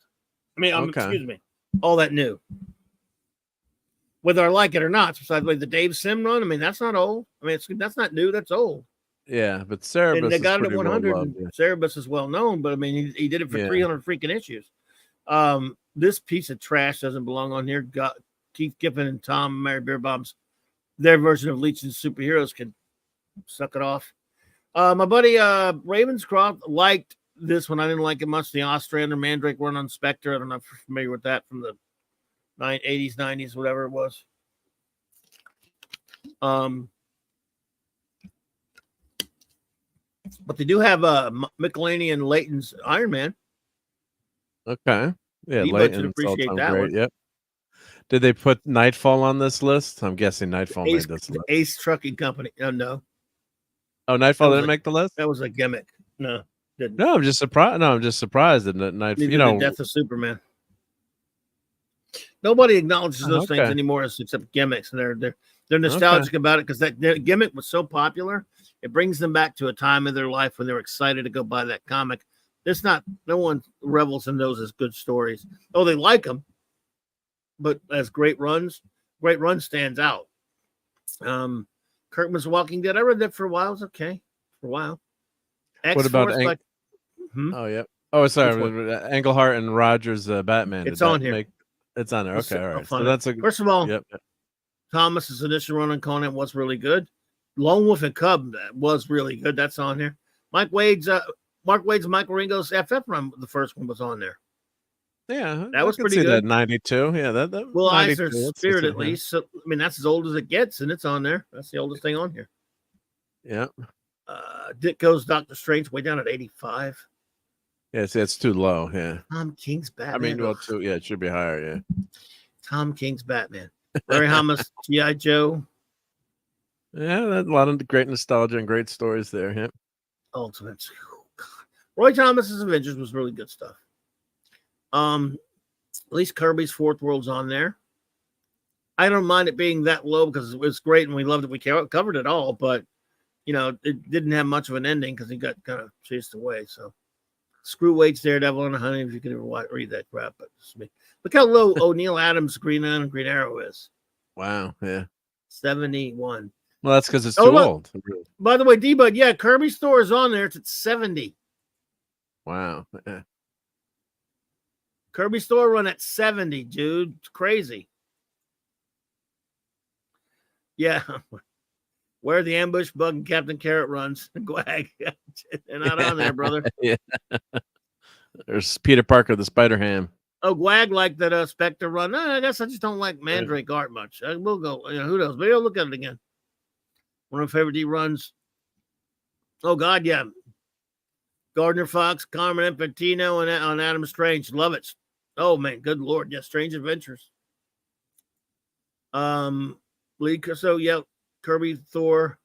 Dennis Callan question. That was pretty good. Roger Stern, John Romita Jr.'s Spidey run. I know you have those. Yeah. Englehart Rogers and Austin Detective run at 67. I mean, 67. That's good. Well, I mean, it's a short run, so it could be higher. It is short. Yeah, it's short. That's fair enough because it was too short. But it ain't Stan Slott Spider-Man ain't better than that. No. We're going to pick one, and I'll show you. I'm going to go down the list of things that aren't better than. Things that aren't better than Kirby's Thor run. That. Yeah. No, let's see. We'll go to 50 because what they have at 50 is ridiculous. Alan Moore's Prometheus. Yeah. High, Look at they got Alan Moore's Marvel Man / Miracle Man all the way at 60. And that's one of the all-time most amazing stories. Yeah, so Dan Slott's stupid Spider-Man run's better than that. I'm sorry. No. Bendis? Bendis Avengers? Ugh. That's is that considered the Ultimates, or is that considered his I guess, or it's just no, I don't know. No, it's not his Ultimates. Not the Ultimates. Not a Mandrake art fan normally, but it worked on the Spectre. That's fair enough, Wag. I understand. Look, I'm a weirdo that way. Who knows? I'd probably read it and like it. I've liked some Ostrander work in my time. That's another thing. He's got that. His Suicide Squad is real high up on this one for some reason. And the art in that was awful. In my opinion, of course, I should say. Rick Remender's and Uncanny X-Force, really. O'Neil Adams Batman at 52. Wow. Starlin's Warlock at 51. I mean, those are great at least. Okay, Romita's Spidey run at 50. That's stupid. That's way too low. Yeah. Burns Superman run at 50. So Burns Superman run is better than Romita's Spidey? I don't think so. But again, these are vote. I say this stuff in a tongue-in-cheek way because it's just voted on. So what do you it's not like, it's just, but it's fun. It's just fun to talk about. It's not like the end of the world. No, it's a good talking point or not talking point, but yeah, starting point for a conversation. Yeah, Keely Chow was Wolfman. No, oh my God, no, it wasn't. Like Ravenscroft, I don't think it is. It's insane, isn't it? That Wolfen Dracula's not on here that I've seen so far. I'm double checking. There's your boy Jason Aaron on Scalped, whatever that is. I don't know what that is. Peter David's second run on X Factor. I bet you read that. I do have that. Yeah. Warren Ellis, Tresmetropolitan, but Matt Fraction can eat it. I didn't really like, much love Busick. I didn't really care much for his Avengers run. First Claremont Dave Crocker X-Men run. Joss Whedon. I remember getting the cast Joss Whedon, John Cassidy, Astonishing X-Men run. It was pretty good. It was okay. Yeah, it was pretty good for a while. Doesn't belong that it's high. Not better than Claremont and Cockrum's, I don't think. But no. Let's see. Scott Snyder, Batman is better than Englehart and Rogers. No. It's not better. Also, you got to take into account. You got to take into account what, in terms of history, in terms of influence, and how it's been influential in the future character development. So, yeah, it's not even close. Yeah, I can't believe it, Gwag. No Tomb of Dracula. That's ridiculous. No, Morrison. Planetary at 30. That's a great comment. I'm glad it got there. Grant Morrison's Animal Man, in my opinion, is too low at 29. It's brilliant. It's one of the most incredible, brilliant things ever done in comics. A lot of people like Stern's Avengers run. I just think in the art, I didn't care much for it, so I didn't really read it much back then. Now, at least my beloved, Levitt's Given Legion. At 27, that's pretty high considered. I mean, I'm satisfied with that. I mean, for me, it would be higher, but that it's on there at all, and especially that high, it's pretty amazing. I did not expect that. Yeah. I didn't expect it to make it at all, but it's great. I love it. So, Wade's first run on Flash. Hickman's Fantastic Four. Why do people like that so much? That's well regarded. Yes. It's very popular. Yeah. I did like John's run on Green Lantern. I think that's a little bit high. Yeah, but then it went off the rails in the end when he had every color. But it was damn good for quite a long time. Yeah. I have to say. Yeah. This is too high too. I really liked Giffen and Demonius on Justice League International for a while, and then it got kind of old. 16 is way generous. I mean, it's good. It was cool, but yeah, I mean, 15, I'll have to settle for it. I mean, I didn't think Astro City would even get that much respect. So, okay. Your boy, you got one of them for you there. You like that Jason Aaron run. So, and that's, but that's way too high. Way too high. Yeah. As much as I like it, that's no way I would put it 14. I mean, and you're talking all time too, Ravenscroft, that, the Roy Thomas Avengers runs on here. I missed it. I saw it on here somewhere. Wolfman and Press, New Teen Titans. That's pretty high. That's fair. But Claremont's posts, Byrne Cockrum, X-Men. Are you kidding me? I don't get that. Yeah, I don't understand that classification there. What are they trying to? There's not that many Cockrum issues anyway, right? I mean, there's only. Well, Cockrum did it a good while, but yeah, I mean, then he came back to do it again. Yeah, but no, isn't it only the first part? Isn't it like 20 issues or something? Or how long was Cockrum? Hold on, or I'm mixing up my artists here. Cockrum did it for a while, then he left, and Byrne did it for a big long chunk, and then Cockrum came on back after him for a while, and then he left. Yeah. Paul Smith and other people took over here and there, Ramita Senior or Junior, and whatever. Anyway, Simonson Thor. It's tough to begrudge it being at number 9. It's been a while since I've read it though. Well, that's Morrison another Batman. Yeah, no, it's another case of just the relatively new stuff getting high praise. Not that it's not good stuff, but I think even lately, I think it's even risen into prominence. People really love that Simonson Thor run. It just keeps getting talked about more and more. So I think it's gone up in esteem with people. But that's cool. I need to go reread it again. Mark C and I were going to do it. You were going to do it, yeah. So anyway, you have rest of soul.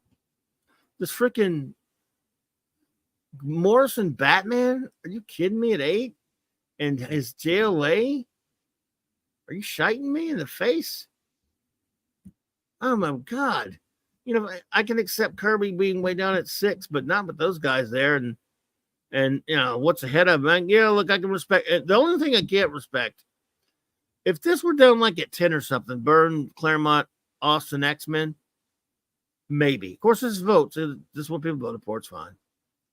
But geez, I'm glad Alan Moore Swamp Thing did well. But yeah, so what can I tell you? All right, everybody. That's enough of that nonsense, eh? Guess enough of that nonsense, isn't it? Yeah, of course. So what's going on with you? Well, I had a charity event today helping to run a golf tournament for the Utes and get money for sports ball and scholarships. What's a Ute? You know what a Ute is? Sorry. So yeah, so it was taking. I'm a amateur photographer, so I was taking pictures of everyone and helping to run the putting contest. And I was stuck all day. They were giving out free drinks. You know what we do? We set up the drinks next to the putting contest with cute young ladies, so it entices the golfers to come over and then join in on the putting contest. So, but I got a lot of good sun today, and the event was a big success, raising a lot of money. So we donate. If like a team needs scholarships to go to events, so, a lot of kids can't afford to join some of these teams, or they got to pay fees or dues, or we buy equipment and then we pay for scholarships for college. So that's what I did today. So, but thankfully That was cool. thankfully it was a beautiful, gorgeous day here. So great Hot weather. ass day here. Hot weather That was here. hot. Yeah. Damn it. Yep. And but all it right, was nice. Ravenscroft. Yeah. Ravenscroft, Yep. thanks for being here, buddy. Have a good one, man. Dear, oh dear. Well, that's cool. But cool. does I did get some new comics in. If anyone wants to see, I know D-Bud can't wait to see my new comics. Who would like to see Mark embarrass himself with comics? Yeah. It is a comic night. Yeah, again, Mark. I'm laughing. Mark is relatively new. Simon and Thor, 1983. Is 41 years old. Well, gosh darn dang it! Yes, I don't consider my high school years as old yet. I guess. Yeah, get off my lawn too. John Carter from Mars, right, buddy. Hey, Sean. You're right, Phantom. But yeah, Fanty, what's wrong with you? Why you got to be mean to Mark, Fanty? Don't know you calling me old, but he is 100% He's right. older than you. Yeah, I know, but I can't. I gotta admit it, but I just Who don't you think calling old, Turkey. I just don't think of Simonson Thor run. I just think of it as new. I just remember when it came out, so that's what. Yeah, I mean, I feel the pain. Yeah. Well, I remember we our orders on Thor were low, and we just wasn't really selling. So, and we kept it that way. You have to order way in advance, so we didn't know it was going to just fly off. Blow up, right? I like Walt Simonson fine, but no one expected that. It was tough to get. 337 flew off, and then 338 was tough to get. You adjust your numbers finally, but eventually, but Is that why that's worth more with a lower print run, or? I mean, or no, not necessarily. It may have had a lower. No, it's just that it was the demand was big. Demand, right? Yeah. Yeah. People loved it, right? Yeah. Yeah, because comic shops at that point, we had, obviously the newsstands they were all over the place, but newsstand wouldn't put like 30 copies, right? Yeah. So comic shops would order multiples, and that's when you went if you want to make sure you got something. We didn't have folders. We didn't. So anyway, what we have here? All right. Well, I think people saw some of this on the Geekery if they were here, but if not, this is my antique store find. So this doesn't count as new comics, although this is relatively new. Magnus Robot Spider, right? I've got that. I was buying Magnus when that came out. I grabbed that. Now this is ancient, right? 60 cents. So Freedom Fighter, the Superman, the Freedom Fighters. DC Comics presents number 62 covered by Gil Kane, baby cakes. So I grabbed that at the antique shop. Daredevil 304. I was not purchasing that one at the moment, I must admit. But this one, I love the Steve Rude cover. This one, everything was. They were crossover crazy at that point. They were Dark Horse, Valiant Dark Horse crossover. So I thought this was really cool coverage. I bought it. It was only $2, but most of the books, as I was telling everyone, were $10 in the shop, and it just. Oliver Belamonte's here. Hey, Oliver. Good and to see I'm you, not buddy. saying they're not saying they were overpriced, but I just didn't have my my price guide, or right. Sometimes when you're looking for something, what you're after, and you kind of get your price range or what you're willing to spend. So I don't want to say that they're overpricing things, but I just didn't know. Even though they were.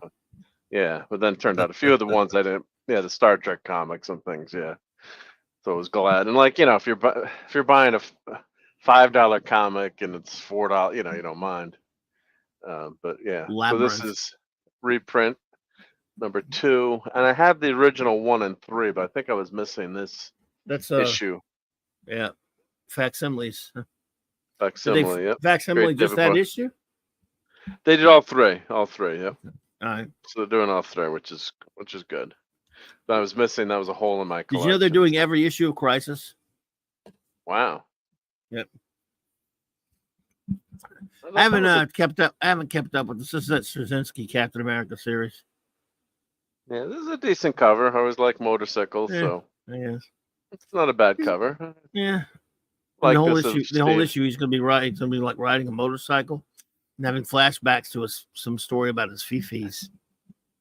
Well, I hope his fifis aren't hurt. Dark prisons. Is that Amanda Waller? Supposed to be Amanda Waller there? I guess. I guess so. Wow, I don't know. No allies, no weapons, no hope. Well, if you're Batman, you always have hope. And there's, I guess that's Damian Wayne there. God, that's weird drawing there. God.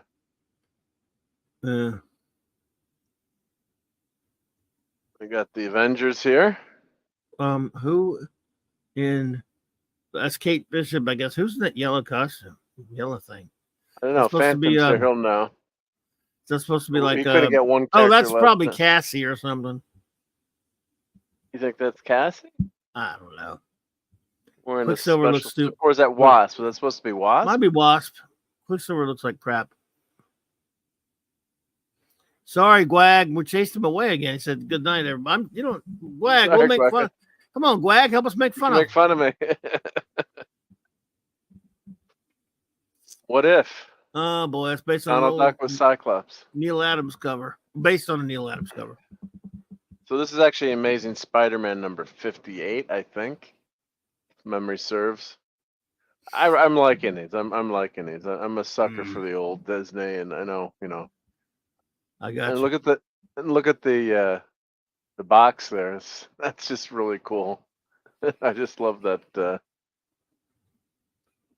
Oh God. That's funny.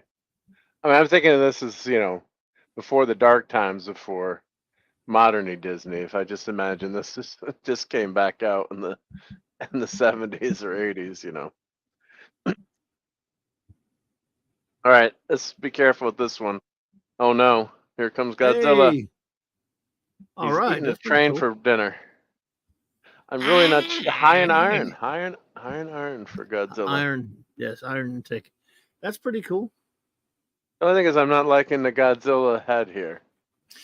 What do you guys think? They're trying to do like a throwback to look like the old movie. I guess, but something with the mouth there. I don't know. The front teeth. There's too many front teeth there. See how many front teeth? Critiquing Godzilla's teeth. Whoa, boy. Yeah, but look, you shouldn't have one. Like his jaw is like a flat jaw. It should be like come to 2 teeth. Don't you think? Spider-Man thinks it He's should. gonna blast like, Spidey. what's up with this? I mean, I like the cover overall, but I just think the perspective with is that his one eye there? Or yeah, with the nostril. I don't know. Just something about it's not working for me, but I'm gonna enjoy reading it. So 70th anniversary of Godzilla. Yeah. Boy, I love 70th Godzilla. anniversary. And it's thick too. It's gonna take me forever to read this. Yeah. So this is a one-shot cover A. 70th anniversary of Godzilla. That's overall, it's a good cover. Oh boy. Another villain book, because villain books always should have lots of villain books. So I don't know if I'm hoping this is a limited edition, because they really shouldn't do a ton of Doom. But I think interesting cover, but what's the deal? It's a pretty good cover.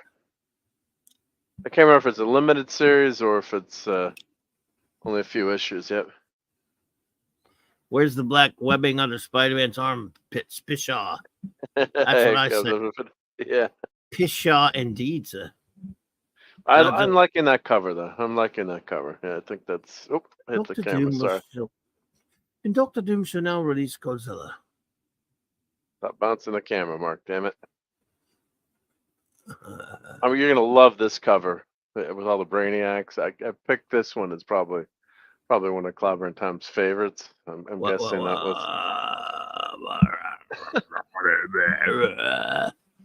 Ditko's Corco's Squag. Now look how exciting. That's not doing it for you, sir. This Action Comics is not doing it for you. With the... I'm joking. No. I mean, it's not. That's not that horrific, but it's not. Not too good. Yeah, Hey, Belamonte. Well, you can't tell what's happening on the cover too. It's not my problem, bag, baby. I can tell you that. Yeah. A new Deadpool and Wolverine TV spot commercial shows Wade Wilson a funny way to promote the Heineken beer. I always thought Wade Wilson was a pretty decent pocket passer, and he had a pretty good arm. He was good. Yeah. He was kind of washed up by the time he got to us as a quarterback. By the time he got over here from Minnesota, but he was okay. It was kind of, I would rather have kept Abear, but people go, what are you talking about? Oh, Wade Wilson. When I think of Wade Wilson, yeah. I think, you remember him?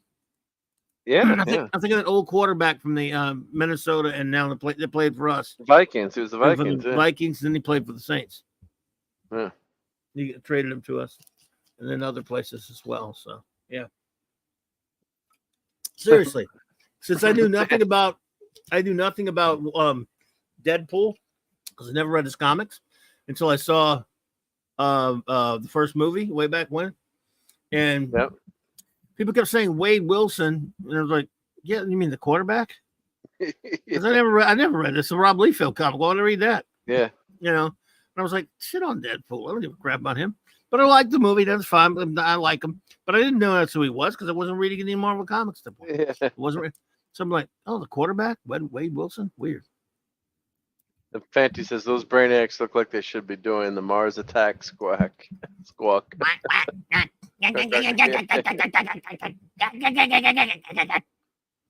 That looks like ass. What does Wolverine need with adamantium armor? Say what? Why does he have adamant? I think he shoot it out of his pores. I can't remember because he's fighting Sabretooth. Because he needs to be more invincible than he already is. Yeah. Okay. No, I saved the best. I saved the best one for last. Uh-oh. So make sure you're all ready for this. And hey, Joe Dog. I think you're really going to be impressed with this last cover. So, but just hope you enjoy it. Yeah. So Darth Vader. Yeah, he looks just like Darth Vader. With Misa Darth Vader.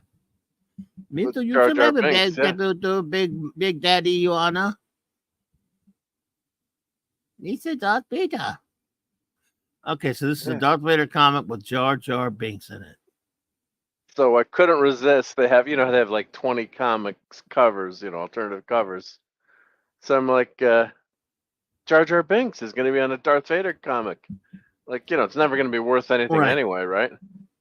So, and it's variant edition Through the Forests of Naboo, as you can see written down there.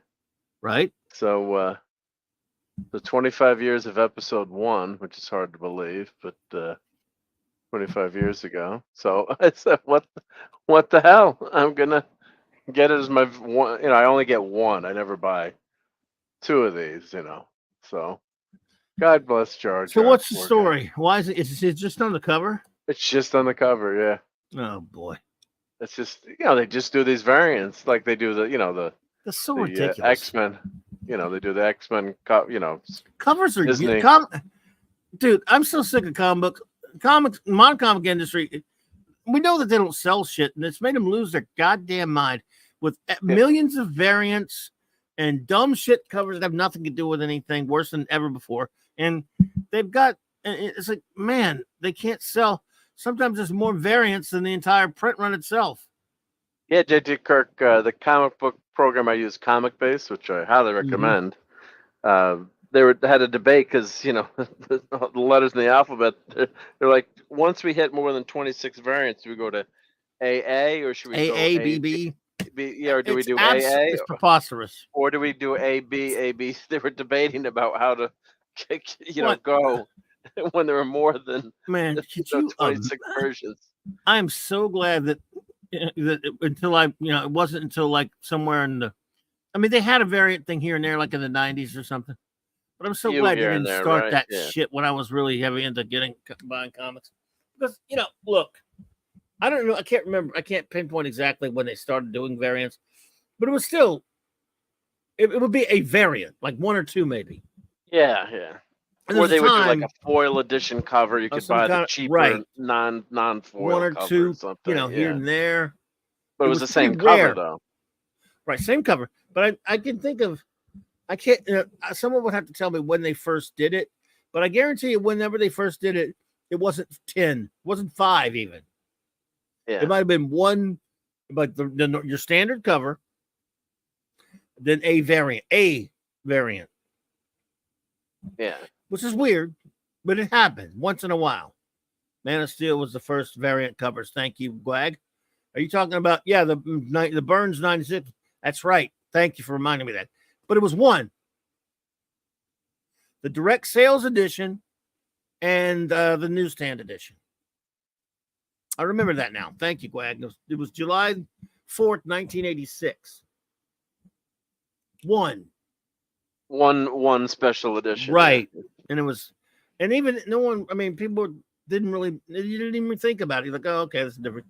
Now, that's about it. No one really, bunched up their panties over it one way or the other. It was like, whatever. But Jesus Christ. Even about in the last, maybe 10, 15 years when they would do variants, it would be like three or four. And it was happening. Don't get me wrong. But I think that Star Wars #1, when Marvel took over, took Star Wars back, and 15. Yeah. Everybody knew that there were variant covers that were happening. I'm not saying they weren't going on, but somehow they had over 100 goddamn covers for Star Wars #1. And I remember hearing about that, like, what in the hell? Are you shitting me? And the thing is, hey, me and my monkey, good to see you. And it's not like you could afford them either, because they're like so ridiculous in price. First of all, even if they were normal price, they were like over 100 of them, you can't get them. So I'm like, well, I think one thing too is modern printing technology is so good that they can do that now with the digital. Before they couldn't even do it. So I'm not saying that it's an excuse, but it was much more difficult to do multiple covers. So now it's it's easier. You know what though? And it's a money grab. When it was a big time, but when it was like a new comic coming out, some kind of special deal, that's one thing. Right. I can understand it to some point, even today, if it was like a new series coming out.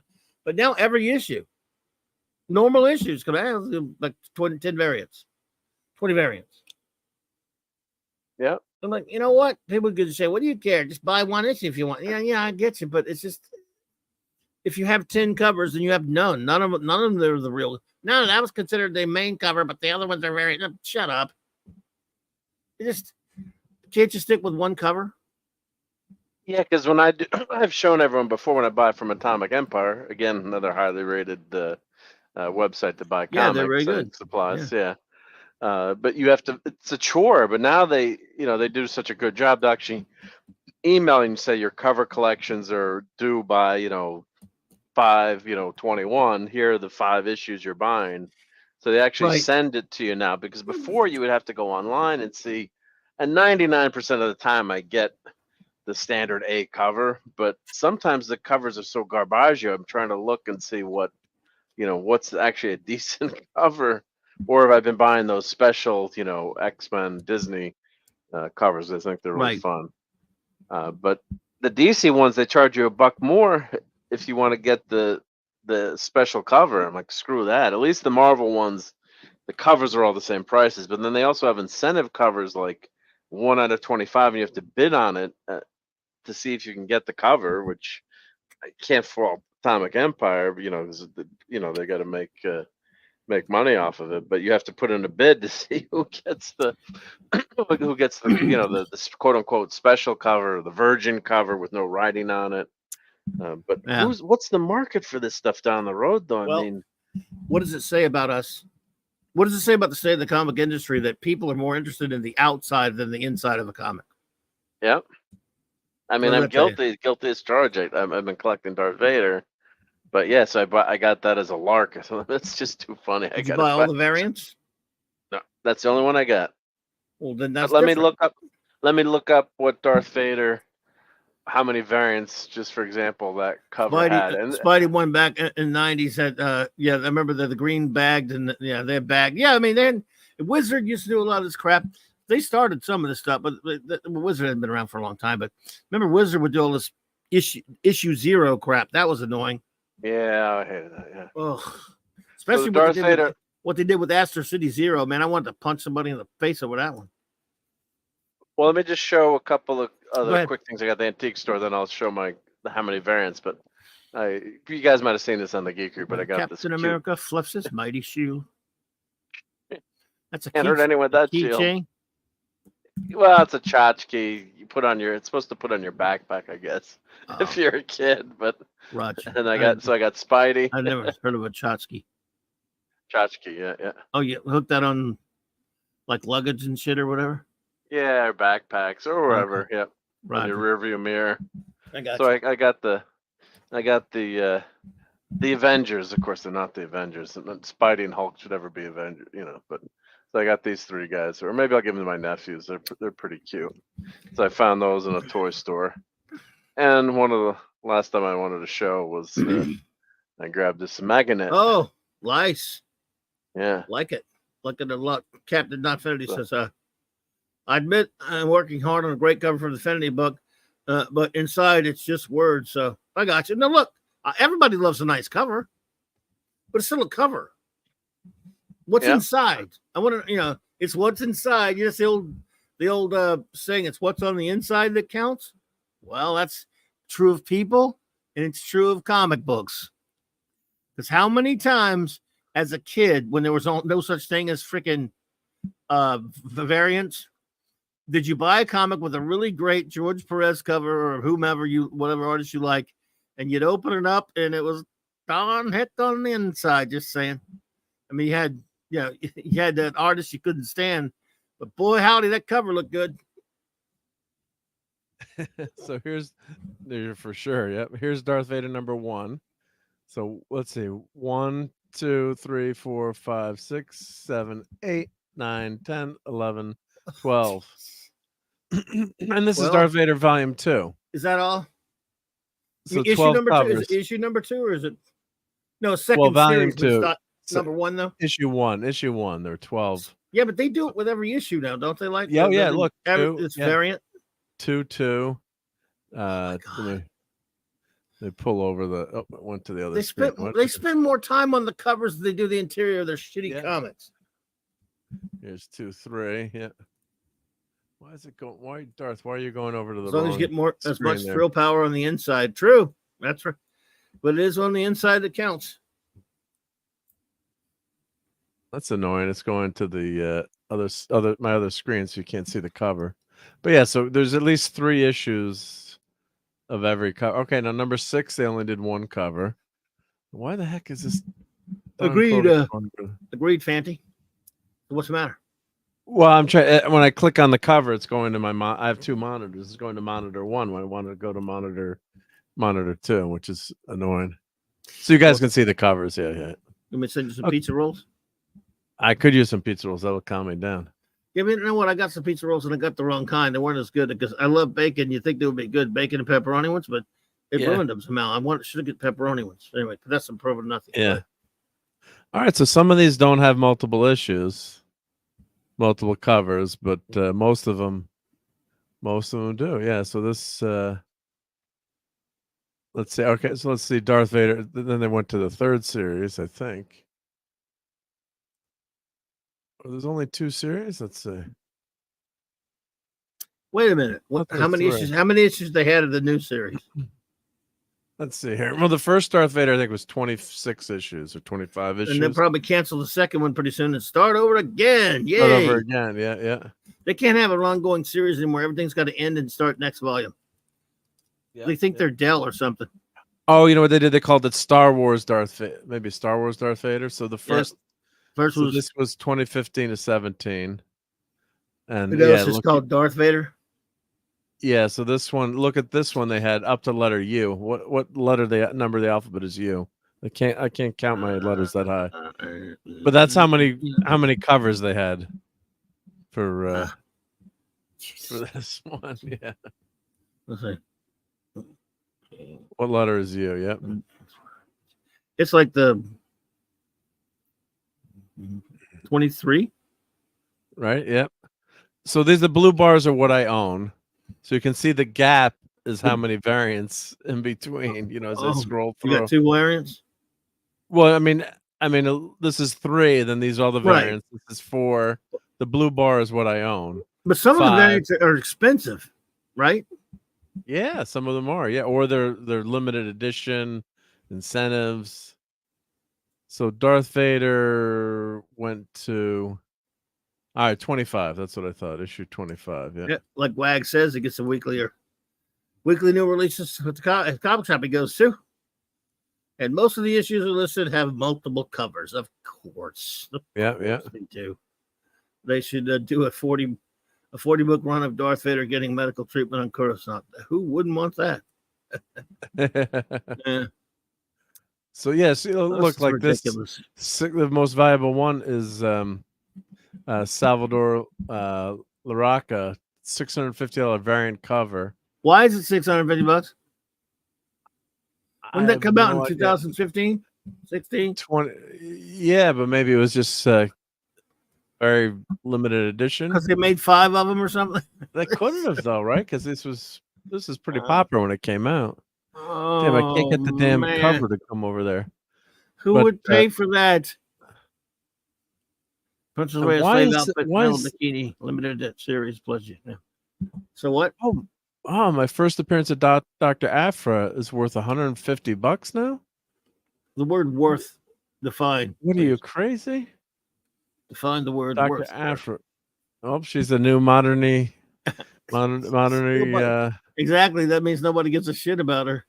Yeah, but I could sell it for $150. Any takers send me under $50. It might be pricey for $150. If you can get it, you should take it. I would take it, right? That for sure. Don't put that sucker on. If someone's dumb enough to give you half that, take it. Yeah. Because you paid cover price, right? Cover price, yeah. Cover price, yeah. Take all that shit. I mean, it's just why not? I know you don't like to sell your comics, but you don't give a shit about the comic. Why not? No, yeah. If they're idiots paying that stupid money for these things, I mean, think of all the cool stuff you can get. Think of all the toys and other cool stuff that you want to get for the money for a shitty Star Wars comic that nobody gives a flying fuck about. Except for the Dr. Aphra fans.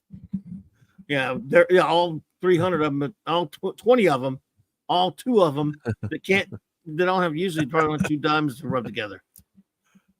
Well, I'm glad they're out there because then I can. Well, again, it remains to be seen that someone would actually. You could price any. Yeah, you could price any way you want. Will people buy? Is the question. Yeah, that's the most important thing. Yeah, I'll take your hands up if you pay me $5. Says Gragner. So let's see, Darth Vader. Oh, where did that go? Let's see. Let's search for Darth Vader. Remember that 150 is likely for a slabbed. Yeah, it's slabbed. Probably. Yeah. Okay, now they call it. That's what I thought. Star Wars Darth Vader, even though they had Star Wars on the cover. So this is a sneaky way to make it Volume 3, even though in 20 years they're going to call it Legacy. Legacy number. So let's see how many they had. This is technically the 3rd volume. I wish, Captain. I wish. So. Yeah, so how many number 1s did they have? Let's see, 1, 2, 3, 4, 5, 6, 7. 7 number 1s. Yep. Is that all? That's all. Yep. Wow. But let's see, like the Slackers, like the latest issue. Let's see, what are they up to? What number is this? That's 3 of 25. The numbering is just so screwy now. Yep. This 48. Okay, number 48. Yep. Yeah. So as Gwag said, there's most of them do have multiple, 3 or 4 multiple issues. Yeah. Multiple covers, excuse me, per issue. Yeah, which is which is just crazy. Totally crazy. Yeah. I wish Captain Nutfinity an Avon series. I'll take it. So, my God, this is just ridiculous, man. They can't do anything good in the interior, so they make these, I guess, quote, pretty covers. Yeah. If people like them. And now, what are you getting out of it when you buy a nice cover? Sure, it's great to have a nice cover. Why can't there be one cover? I mean, I would at this point. Why can't there be 3 covers at least? Now they're all like 20, and they got these special like limited edition ones. Or in other words, they just didn't print many of them, so they sell. For $20, $10, $30. It's like, wow, they think these variant covers are going to be worth something one day. No. Yeah. Wow. This is I mean, the comic book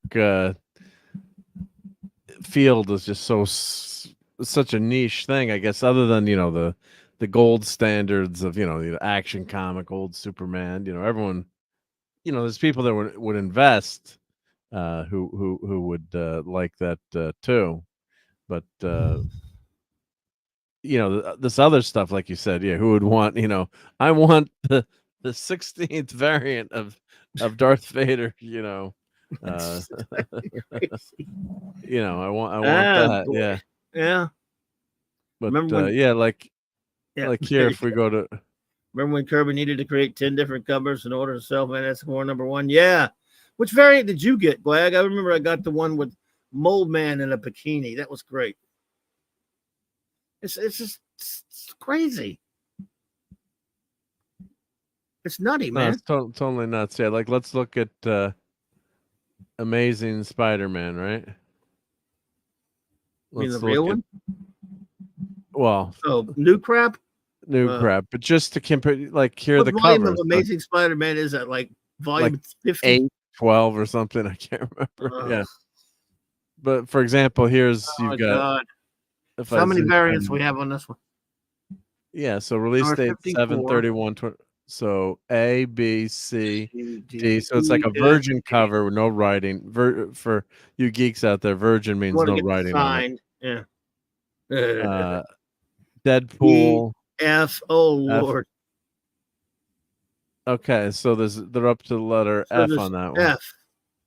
Yeah. So only like 7 or only 6 covers. Was that all? Yeah. Wow. What is all? It's number 54. So yeah. Okay, they all look like shit too. Well, that looks like garbage. Yeah, and not a bad idea, but it's poor execution on the shriveled cover. Yeah, but I like the kinematics of it, but I don't like that one. Yeah. So Green Goblin is always on the covers of these. What does the virgin cover look like? I'd like to see that one. They're not showing it there. I was kidding. I thought it was like blank. Yeah. They don't have some of them. Yeah, I wanted to make a cheap joke saying that's the best looking one. So this is a virgin, yeah. Based on an old Kirby cover. That's cute. I guess you're getting that one. But yeah, I'd definitely get that. I'd get that one. Yeah, but of course, no. But that's black and white, so that's 1 in 100. So you can't get the black and white one. But it's $50 if you want it. Oh, there's the color one down there. Yeah. So but if you want that version, it's $50. This one it's $50 to buy this cover. Sucks. I think it's cool, but it ain't worth $50 cool to me. No, but what about yeah, I'm talking about, but you can get the color one, right? Yeah, I can get the color one. Yeah, that's $5. I'm definitely gonna get that one. Yeah, I can tell which cover that's based on, and that's which one do you think it is? I can't remember the issue number, but it's a Kirby. It's a Kirby cover. Yeah. Kirby cover. It was way after he left the book. This was from the mid-70s. Yeah. So this cover is $10 if you want to buy it. So let me know and I can get you this copy and Can I get back to you on that one? You're gonna get back to me, yeah. But you've got the web armor Spider-Man, very cool. Right.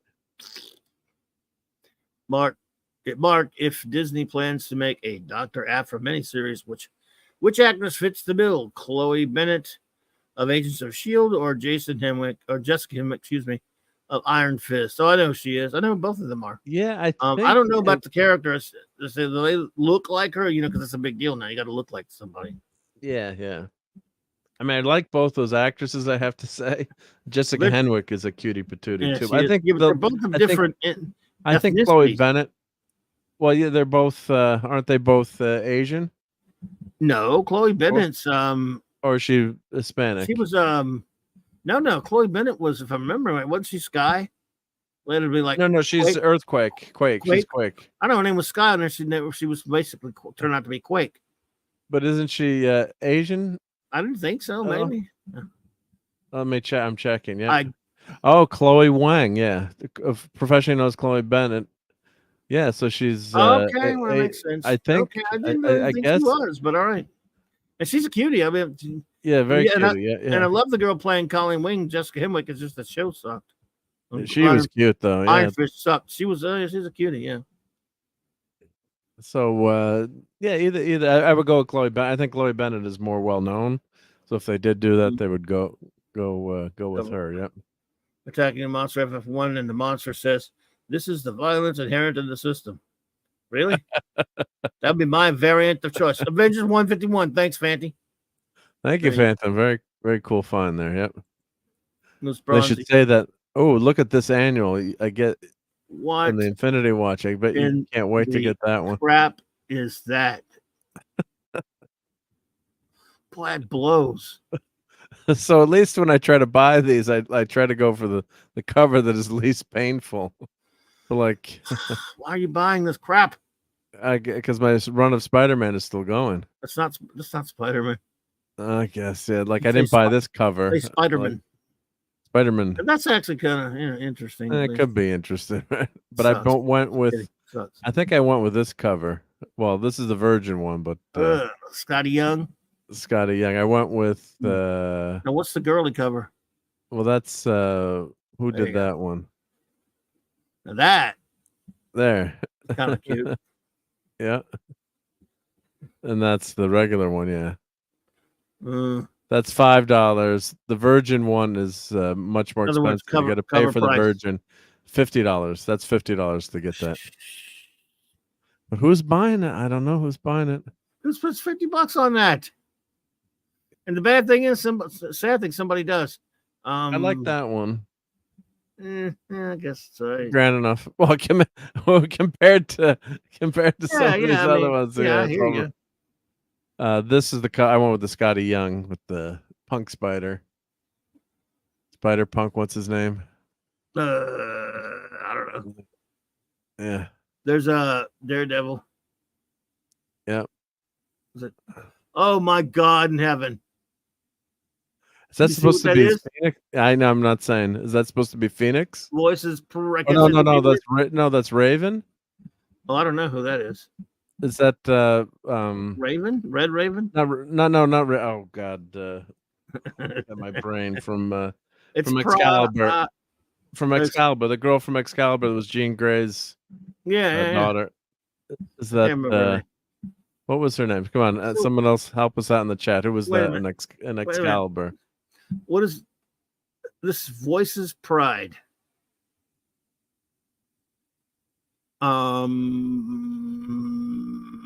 Okay.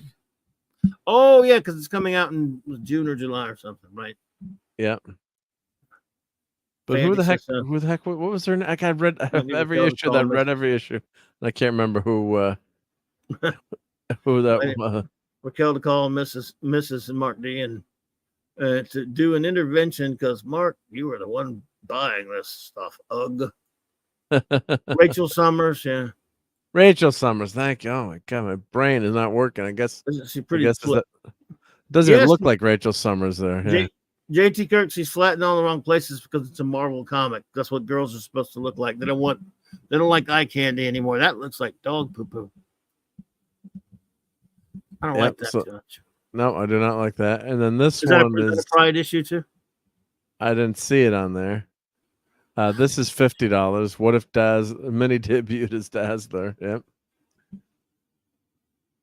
Do all of them say what if on there? Yeah, they always say what if on there. Yep. Oh, this one's only $24. Wow, that's a bargain. Scotty Young. I do like Scotty Young, but it can be overdone too, his style. But so that one's, I'll get that one. I've been getting all the Scotty Young ones though. Yeah, he's coming to Terrificon in July or August, so hopefully I'll get a chance to see him. Maybe sign a few of these. But he's going to be mobbed. He'll be popular.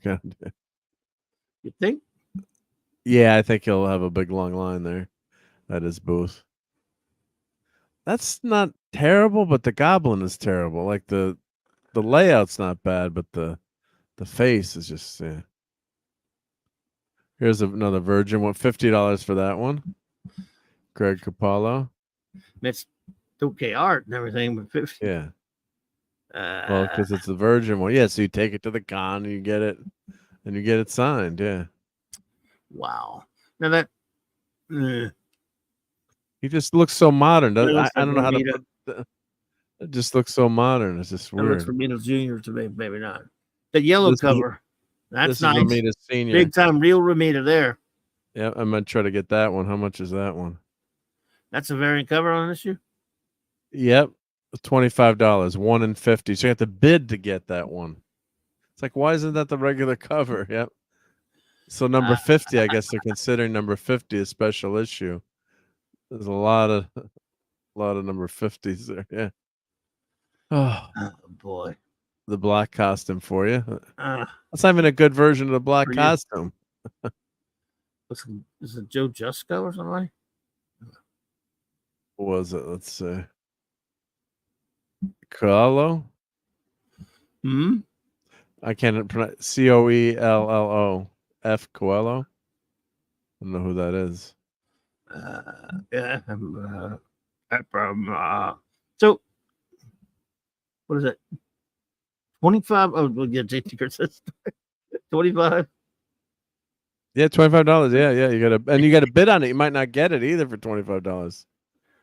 So here's the one I just showed you. Yeah. What if? Yeah. Yeah, based on Only Lamb's cover. What if? Yeah. Well, this is going back in time now. Yeah. So number 49. Yeah.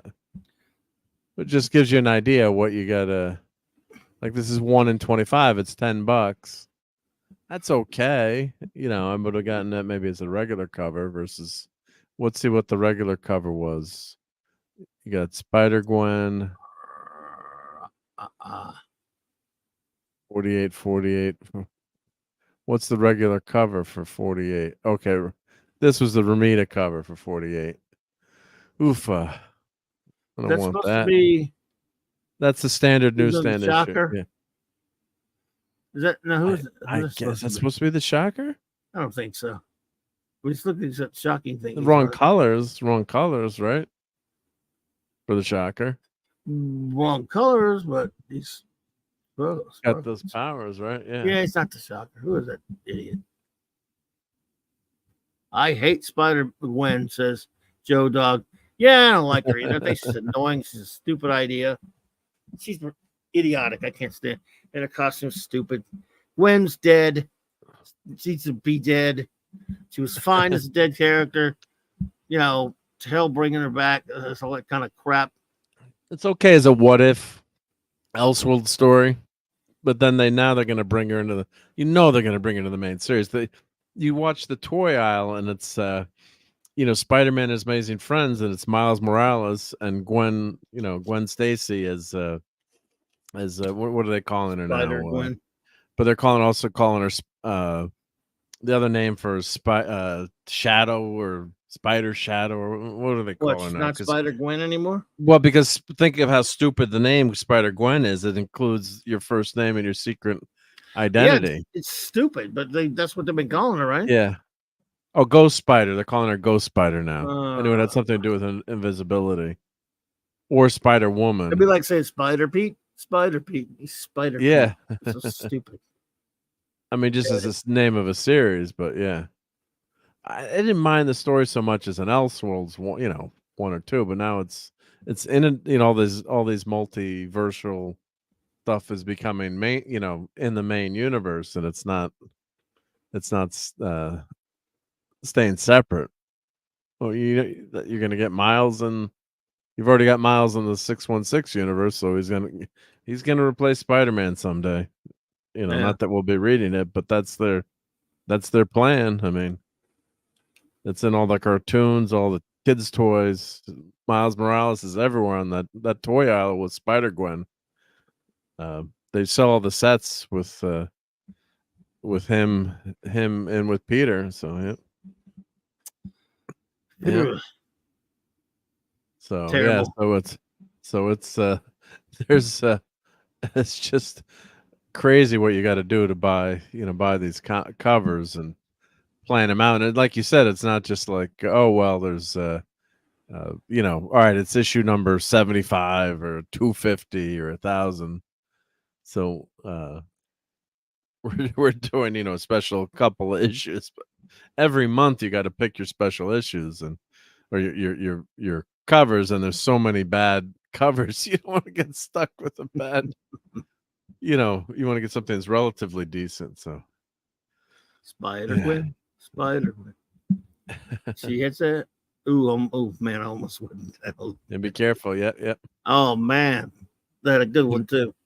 Wagner says, just like saying Miles Morales. Oh, I only called him Miles Morales. Miles Morales. Anything else. Miles Morales is his name because he's not Spidey. We'll work on that.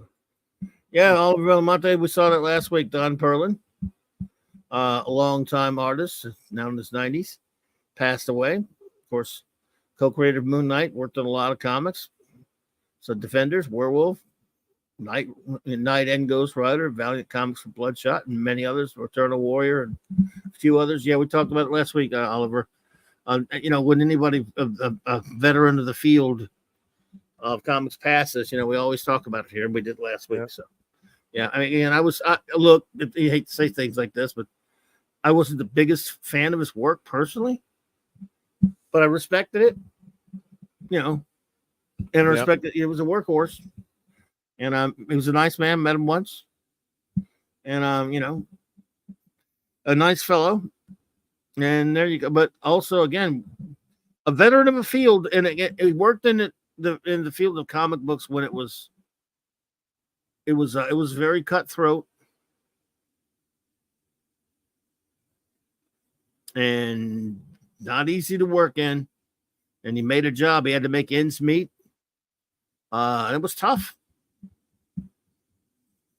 It was tough. So it was easy for me as a kid. And I always think about this kind of stuff, of complaining about these artists that I didn't like. If I picked up a comic book and there was an artist I couldn't stand, that sucks. And we sit around the comic, he sucks. This, you're a kid. What else are you going to do? You sit in the comic shop, or even later in life when or a lot of people just don't think about the artists. I mean, even people going well into their adulthood, buying and collecting comics, they don't really care about comics history, or don't really care about who was behind the comics. They don't, which is fine. I'm one of those weirdos that's into all that stuff, but a lot of people aren't.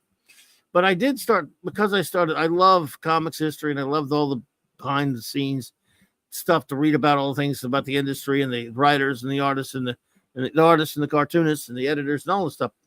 I just love it and read a lot about it and stuff like that. You start realizing, man, that guy, I bitched about his art and wish he, said mean shit about his art when I can't draw freaking flies. I mean, I can't draw anything. That guy he made a living in a tough industry drawing superheroes for young, stupid kids like me.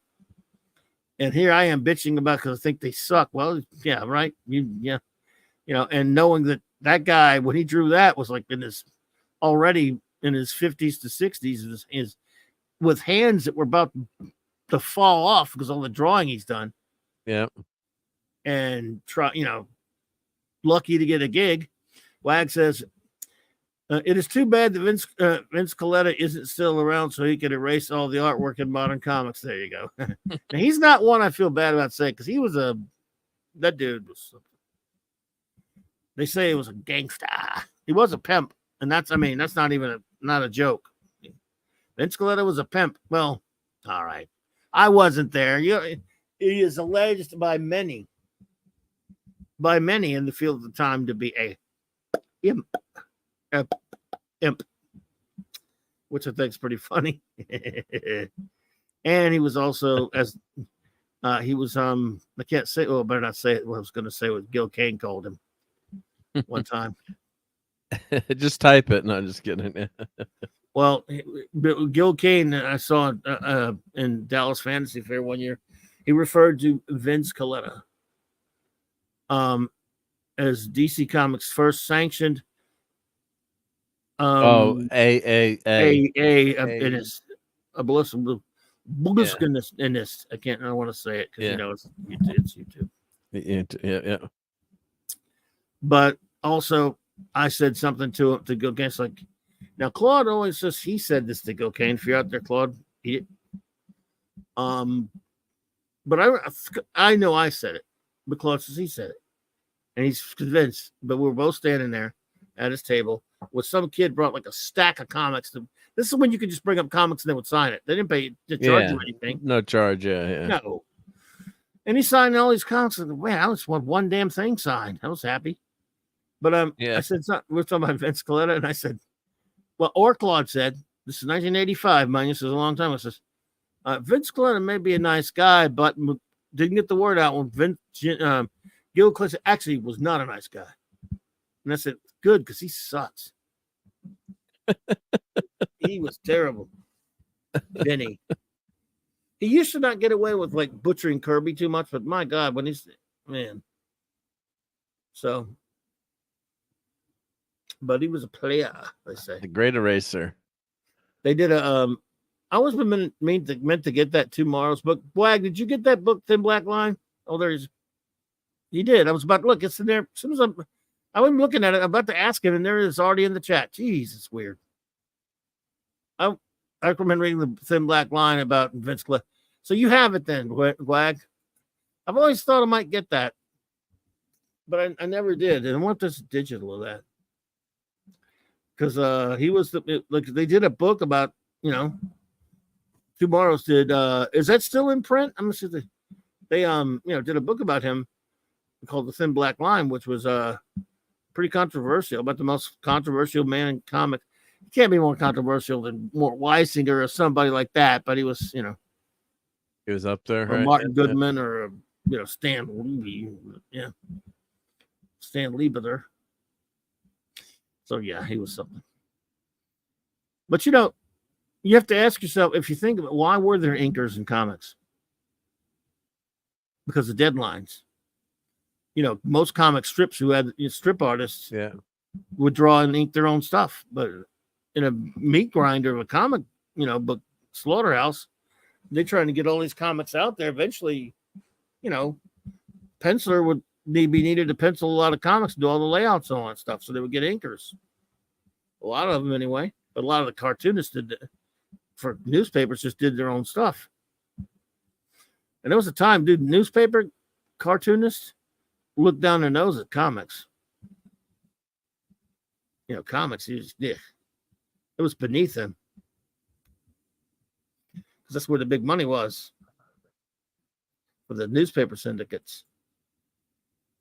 I took a bunch of stuff to Larry Hama once, and he ended up not charging when he realized how much it meant to me. And that's cool. Could be reached. Very nice. Are you muted? No, I'm not muted. No. I was just letting you go. Yep. Oh no, that's cool. No, Yep. You were on a good roll there. So no, I don't want to interrupt you. Yeah. No, I'm sorry, my bad. Well, that's cool though. Could that be reached? And I always thought he was a bit of a grouch, but then you tell me, see again, that's something you can never really quantify. Some people, you'll hear like you'll meet somebody that you think is cool, like somebody's famous, you like their work, and then 5 people might say, "Oh, I met him. He's a jerk off." Well, he was nice to me. Oh, he was he did this, he did that, and that's happened to me a lot. I've heard people say that a lot, right? So and so's a jackass, but I met them and they were perfectly nice. So I'm like, the truth may just be somewhere in the middle. Maybe they're just a human being they were having a bad day or something. No excuse for being rude to a fan, but I'm just saying. There's probably most people that have been shitty to fans, or you've heard fans tell me they were crappy to them, and yet other people go, "Oh, they were really nice to me."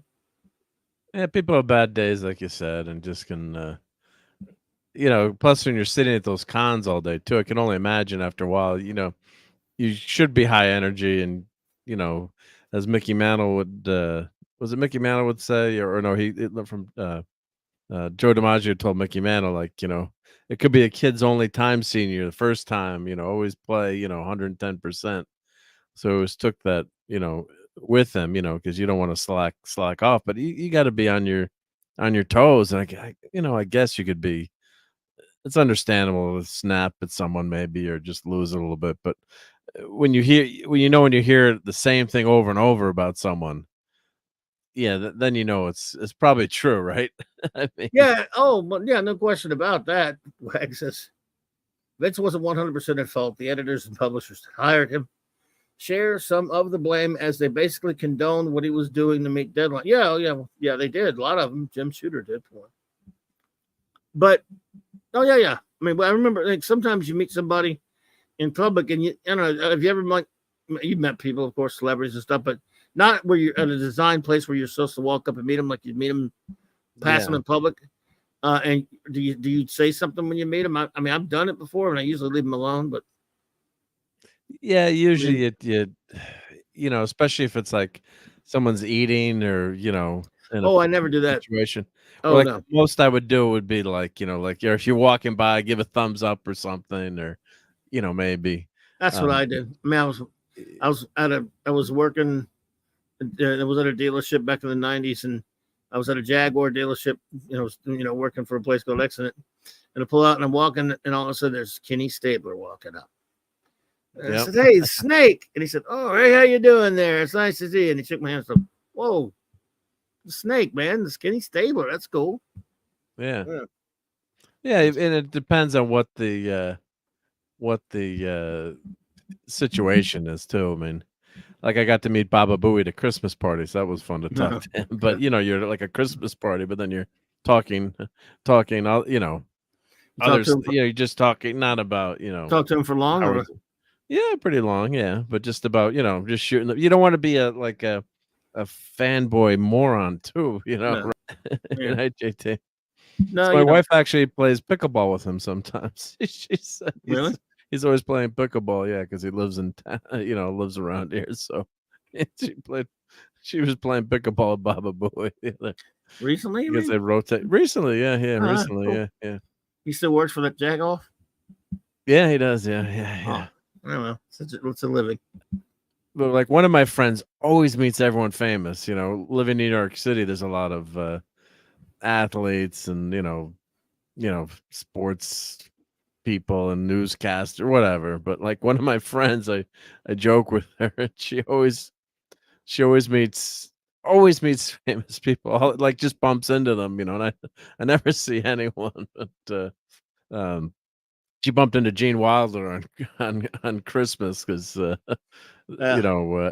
she like, you got to meet Gene Wilder years ago. I'm like, oh, I would have loved that. Like, because she's not Catholic and overseas. That's like, well, we were at, I think it was at a Chinese restaurant, or the cliche, or Chinese restaurant or somewhere. I'm trying to remember where she met him. But yeah, if you just bug people, it's in the wrong set. Like I remember John Cena was getting he got so mad, like the guy was having lunch with a friend or someone, and the guy kept doing the like, can't see you with the hand. It's like, get the F out of here, leave me alone, Of course, but if I met William Shatner, would I be able to control myself? Maybe not. I don't know.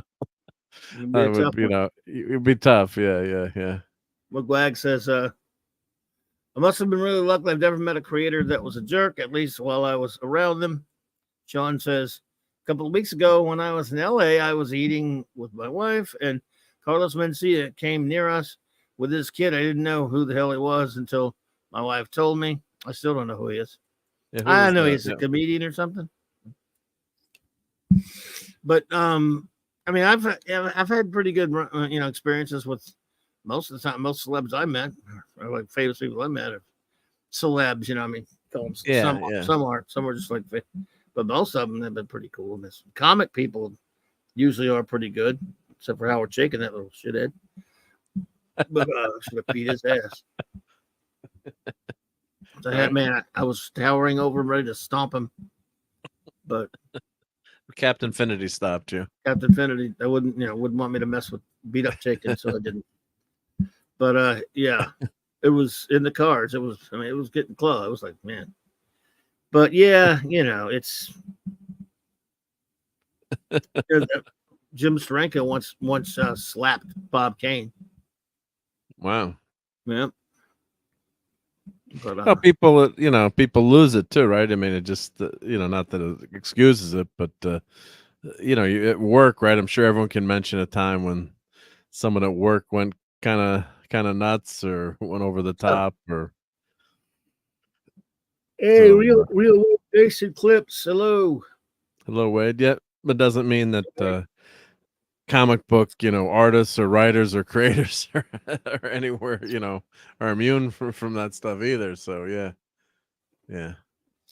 Then so we talked, and then she asked him for a picture, and he said, sure. As soon as he walked away, she whispers to me, I effing hate him. I was stunned. Why did she talk to him then? Well, yeah, I mean, yeah, I'm a little curious about that myself. I know this will be controversial here, but even Mike Allward was nice to me. Not controversial to me. It's our old friend, Hungry Boy, which we don't see anymore. Where are you, Hungry Boy? I don't know what Mark did to anger you. I probably sent him. I probably sent him too much clam pizza. I think. I guess so. But I have no problem with Mike Allred. I've liked some of his work. Yeah. So there you go, Glag. I liked that. I love one of my favorite. He did one of my favorite comics was maybe I'll review. Oh, maybe I'll review that next Monday. I know it, dude. There we go. Untold Tales of Spider-Man Yearbook 1996. I wonder if I could find that. Did you ever read Untold Tales of Spider-Man? Not to I don't think I have. Yeah. Untold Tales. What's that? Or let me see. I got to see a cover. Yeah. I'm gonna. Kurt Busiek wrote a great series, in my opinion. Oh, I think you told me about this at one point. If I remember correctly, yeah. It was supposed to be like a back in time kind of. Well, sort of. Let me find it right here. I found it. Okay. Well, so okay. Yeah, it was here we go. Oh, cool. Here's issue number 1. I'll pull it up and show it. Okay, this was a series, and then Marvel did it like a special thing where they made it was they wanted to have a cheaper book. So it was like a 99-cent comic at the time. Or at least it came that, I think. Yeah, 99 cents. There we go. And so I had a great interaction with Neil Adams. Gave me some advice on the art and really made a difference. Wow, that's interesting because nice. He's one that has a bad reputation. I mean, he was nice enough to me, and Claude got along with him, but he could be. People have said don't ask him what he thinks of your art, or he'll tell you. Hey, Larry, what's up, bud? Hey, Larry. You ever seen this comic? I'm remembering you telling me about it.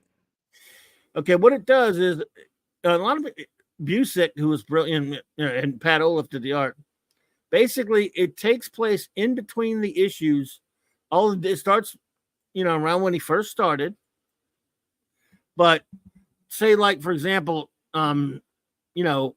these are adventures that are untold, but they take place when he first started, like inside the Ditko run and that stuff.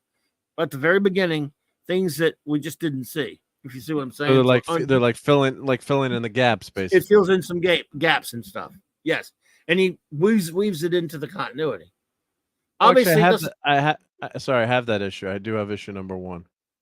It is pure fun, and like I say, he's just getting started at that point. Came out in 1995. I do not remember reading that, although I did read it. There's an omnibus. I wish I had the ILRT and Z. What's up? Oh my goodness, thank you. So he said, "Thank you for the super chat. You're too kind, my friend." He says, "Chuck Norris equals real. Chuck Norris equals real reason Darkseid's face has cracks." Thank you so much, R. Appreciate you. It's good to see you, man. Hope you're doing well. Thanks for popping in. Thank you so much for that. I appreciate you. Very nice. Yep. And so he tried to make it as Ditko as possible. Obviously, it's not exactly like Ditko. And see, it takes place, and they would even tell you like what issue this where it story fits, takes right? place, where it fits, and what it fits inside of. That's a great idea. Yeah. In hey, what it does that? Tells you on the inside of the book or on the cover. Or no? I think it did that for a while. Maybe not in this issue. And then he did, while he was doing this, he did a book called that had a weird kind of a painted art in it, but it was still pretty good. He did a book called I did go back and reread this. He did a book called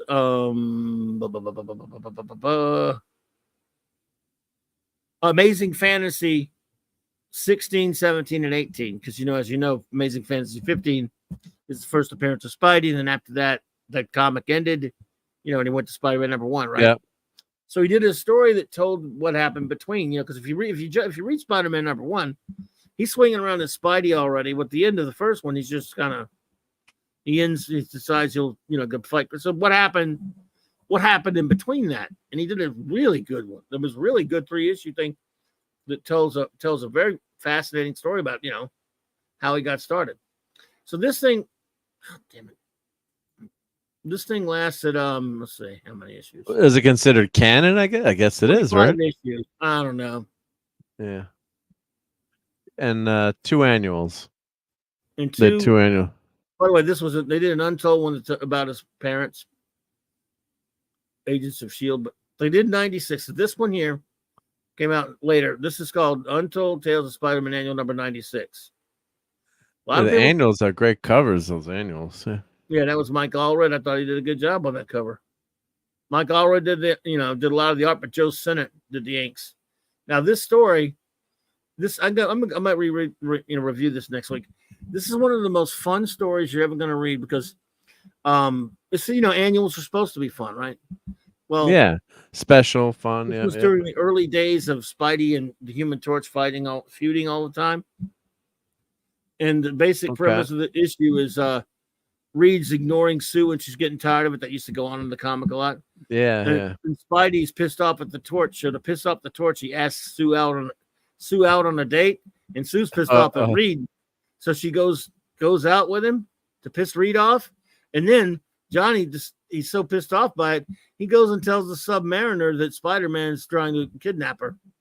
Oh my God. And wackiness ensues. And this is before Reed and Sue are married then. Oh, yeah. It's taking place. Yeah, way before. Yeah. And it's pure fun. And see how fun the old art style. Yeah, it's great. A little slightly modern twist on it, but not much. Yep. I mean, in terms of, not moderny garbaggio, but moderny good. I might review that next week. I haven't read it in a long time, but it's a lot of fun. So it was a fun comic. There were 25 issues plus those annuals in that special, or in that half issue, or that minus issue, whatever they call it. And this is man, I'm so mad. One time I was at Second and Chuckles, and they had the omnibus. No, the omnibus had every one of all of it in there, and it was a halfway decent. I should have sprung for it because it'd have been cool to have it. I have every issue of this. I mean, I have them all somewhere. But you still got them, yeah? Yeah. So, yeah, and then there's what the hell, dude? What's wrong with you? Amazing Fantasy. Not you. No, I'm sorry. I meant mine. Right. I know. Computer. Yeah. Amazing. Joe Dog, I don't like the Clone Saga. Yeah. Who does?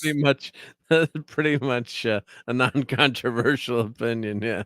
No, yeah, I did know one guy that likes it. He wanted to defend it. Was he a clone? Yes. Yeah.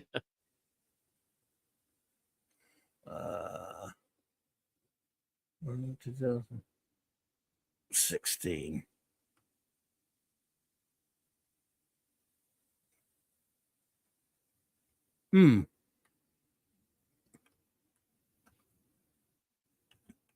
Where are you?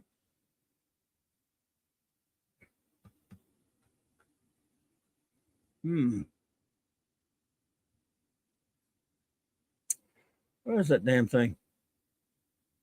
What you looking for? Guess they don't have it on here. Oh, you're looking for that issue or a different issue or? Yeah, that's not it. I'm looking for that mini series that was 3 issues called Amazing Fantasy 16, 17, and 18. Well, there were 3 issues. Oh yeah. When they kept going with Amazing Fantasy. Yeah, no. It's just that it was a story. It was by the same. It was by Busiek, but it was kind of a painted, real weird, kind of a try to wanna be Alex Ross type art style. But Okay. it was you know how 15's the last one. Yeah. So he kept Amazing it going, Fantasy right? 16, and there were 3 of them, and it showed how he got started. You know, he started at what was his first time out as Spider-Man after chasing the Uncle Ben's killer. Yep. And it was pretty good. It was really good. Let's see. Yeah, did they consider that Amazing Fantasy Volume 1 or was it Volume 3? Oh, there you go. I think I found it. Oh, actually, they consider There it is. I got it. Huh? They consider it Volume 1. Yeah, fills in Really? gaps between Amazing Fantasy 15 and Spider-Man number 1. Yeah, so that's Busiek and Lee. So number 16. Yeah, Lee. So there it is. Paul Lee. Oh, is a cover artist okay. on number 16. There you go. Yep, it's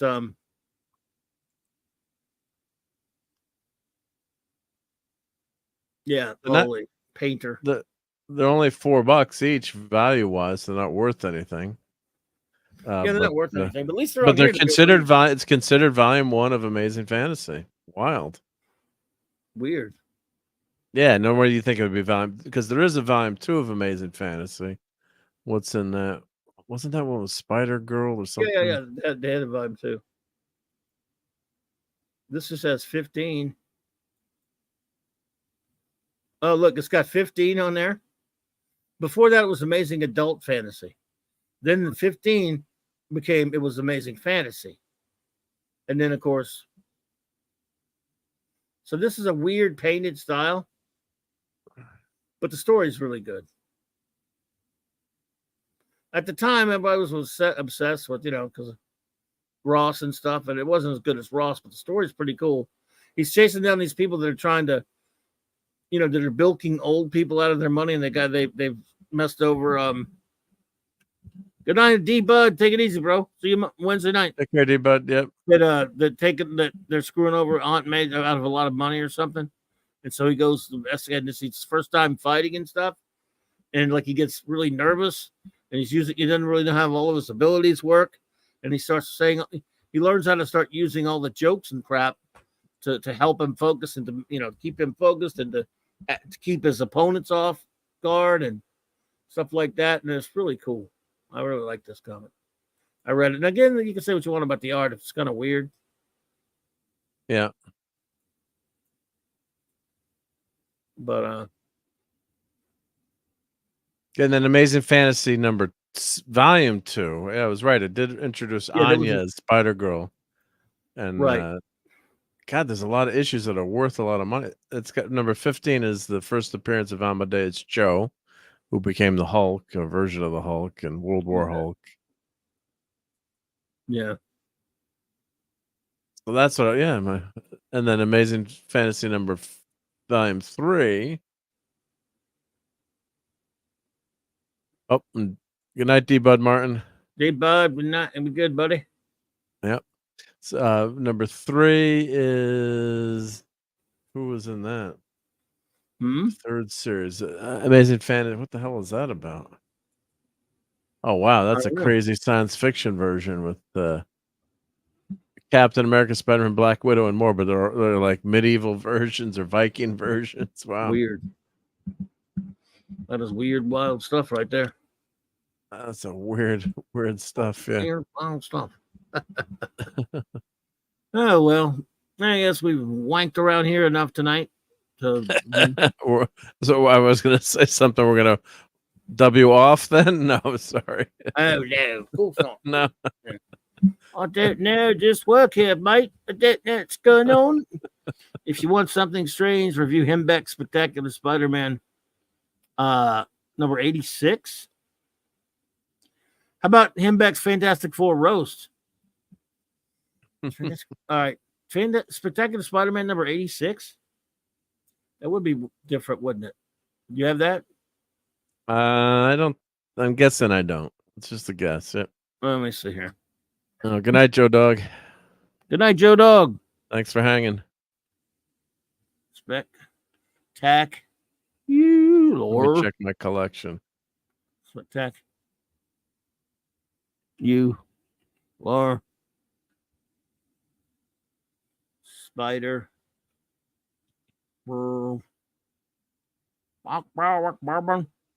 Spectacular Spider Girl. Spectacular Spider. What did it say? 1968. Spider Gwen. Spectacular That's Spider-Man. so spectacular. That's a hard word to spell. Yeah. Of course, originally it was Peter Parker, the Spectacular Spider-Man. Yeah. What did you say? 83. Is that all the same volume though? When they changed the name like that, or Yeah, it is. Well, this ain't it. What issue did he say? I forget already. 86. Damn it. Well, I got 89, but I don't got 86. Oh, the Hembeck issue. Yes, there's the Hembeck issue. Oh yeah. Yep. Yeah. Great cover. Yeah. Assistant Editors Month. Get that for 6 mackerels. Yep. It's a Hembeck cover. That's a fun cover. Yeah. You see it? I see it, but it's very small in my system there. Yep. Oh, let's see. What do you mean? What are you saying? Oh, okay. I put it up there. Yeah, on my database program. Yep. Oh, 64 is the first appearance of Cloak and Dagger. I didn't know that. There you go. Assistant Editors Month was weird. Yeah, but it's just Hembeck interiors as well. Is that interior? It don't look like him. See. So there's the cover.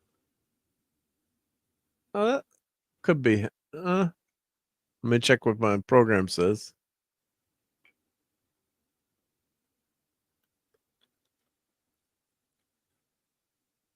Dave Simmons interior. I think it was interior. Maybe he did some interior somewhere in here. Damn it. They've done something to the site's pissing me off. Oh, no, interior. I was on the wrong line. Al Milgram, Fred Hembeck. Milgram and Hembeck. Yeah. This is mostly Milgram, but Hembeck did draw some stuff in there right there. That's got to be Hembeck there, yeah. Yep. You ever did you get the Fantastic Four Roast by Hembeck? I think let's see, was that what number? Is that in this or is that the separate? Oh no. I'll find it. No. Fantastic Four Roast. It's totally separate. One shot. Yeah, it's a one shot in the early 80s. It was pretty fun. I love Hembeck.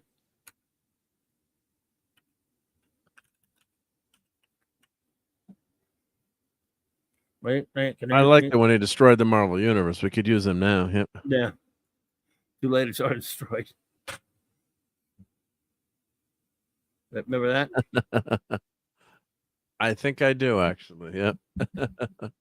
I would buy Hembeck if I saw him on the newsstand. Yeah, he's a nice dude. He's every year. We're Facebook friends. We don't really correspond that much, but every year on my birthday, because it gives you birthday notices, he writes me this long thing we don't even know each other, but I always say he's just really cool. And I always write back, what a big fan. I love his work. I've loved him since those early days of DC Direct Currents. His Hembeck, Bob Hembeck, little strip that he had in the back of DC Comics, and I bought some of his albums that he did in the 80s. They're not record albums, his books. Yeah. The world's silliest comic magazine. Fantastic Four Roast. That came out And 82. 82. There you go. I love everyone in there. He's actually better than George Perez at fitting a lot of people on a cover. 81 or 82, but yeah. 82, yep. 5/182. Well, even though he's talking about the 20th anniversary, which would have been 81, but this came out late, I guess. There's your boy. Fred Imbeck did the layouts on this. Wow. That's a great cover. Yeah, I'm gonna buy that. I gotta find that online. Oh, you don't have that? I still have Nope, I don't got that. Yeah. I love that wraparound cover. Great wraparound covers. Look who did all the different artists, including your boy, Golden.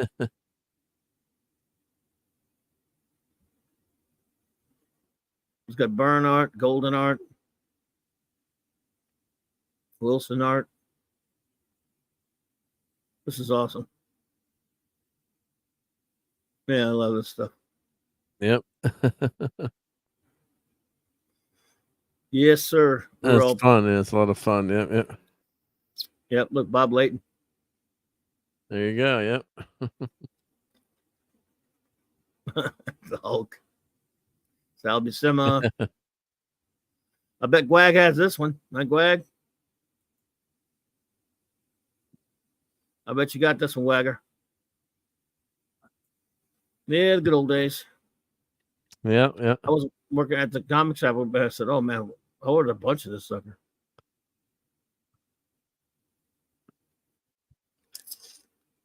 Frank Miller even did some art. Well, that's why I was going to the newsstand, so I'd get a few comics here and there, but not all the time. Yep. Yeah. Doctor Strange, Marshall Rogers. Just about everybody working at Marvel. This would only been on newsstand. You know, subscription like that. You have to buy this comic. This was direct sales. Direct sales, yeah. It's the only way to get it. Yeah. See, nothing there. Yeah, nothing there. Yeah. With a wraparound cover too, and no ads. No ads in the book at all. No, direct sales mean no ads. Ah, okay. Yeah. That's what direct sales were for. You didn't have to have freaking ads in your comic. I did not know that. If it were that just meant the UPC code was enough. No, a direct only comics, no ads. If they're okay. Him did work in Marvel Age, and he worked for Marvel Age, and then the CBG. I had a subscription to the CBG. Did you have one, Wag? Comics Buyer's Guide. Love that thing. So yeah, if it were on newsstand, yes, the no UPC code was, for the ones that were comics that were a comic could be on the newsstand edition whenever TV. In other words, a normal comic that's sold in both places, a comic shop and the newsstand. The comic shop copies wouldn't have the UPC code that were just made for the comic shop, and the ones that did, of course, would have it. But a comic book that was just like that. Remember how Micronauts went that way? Yeah, yeah. Those don't have. You don't even have the box for it because they did not, and they don't have ads. Yeah, so they didn't even bother with that. Yeah, the empty box of and they don't have ads. Interesting. Yeah, yeah. Now every comic today has a UPC code, no matter what, right? Yeah, and ads. And ads, yeah. But back then it didn't. Not for a good while. Wibbly wobbly, timey wimey. What's up, Maximum Redstone? Good night, hey, Max. Yep. Well, I guess we can start the mosey. Yeah, we've regaled everyone with some comic book goodness. Yeah, sometimes they would have a house ad or two, Gwag, if I remember right, but not ads. In fact, some of them didn't even have house ads until later. But at first, no Hostess Twinkies ads or right. They did. The first direct sales comics that was just comic shop only. There was a Madame Xanadu special. There was a Superboy special too. And then there was oh boy. Marvel DC. I think it was DC. I think it was Marvel. Marvel. I can't remember who exactly did it. Yeah, no Sea Monkeys. But Humongous, yeah. Marvel did turn a few of their books into direct sales only. They did it with a book called Khazar, a book called Moon Knight, that have been around a little bit. They did it with those two. Then later, Micronauts.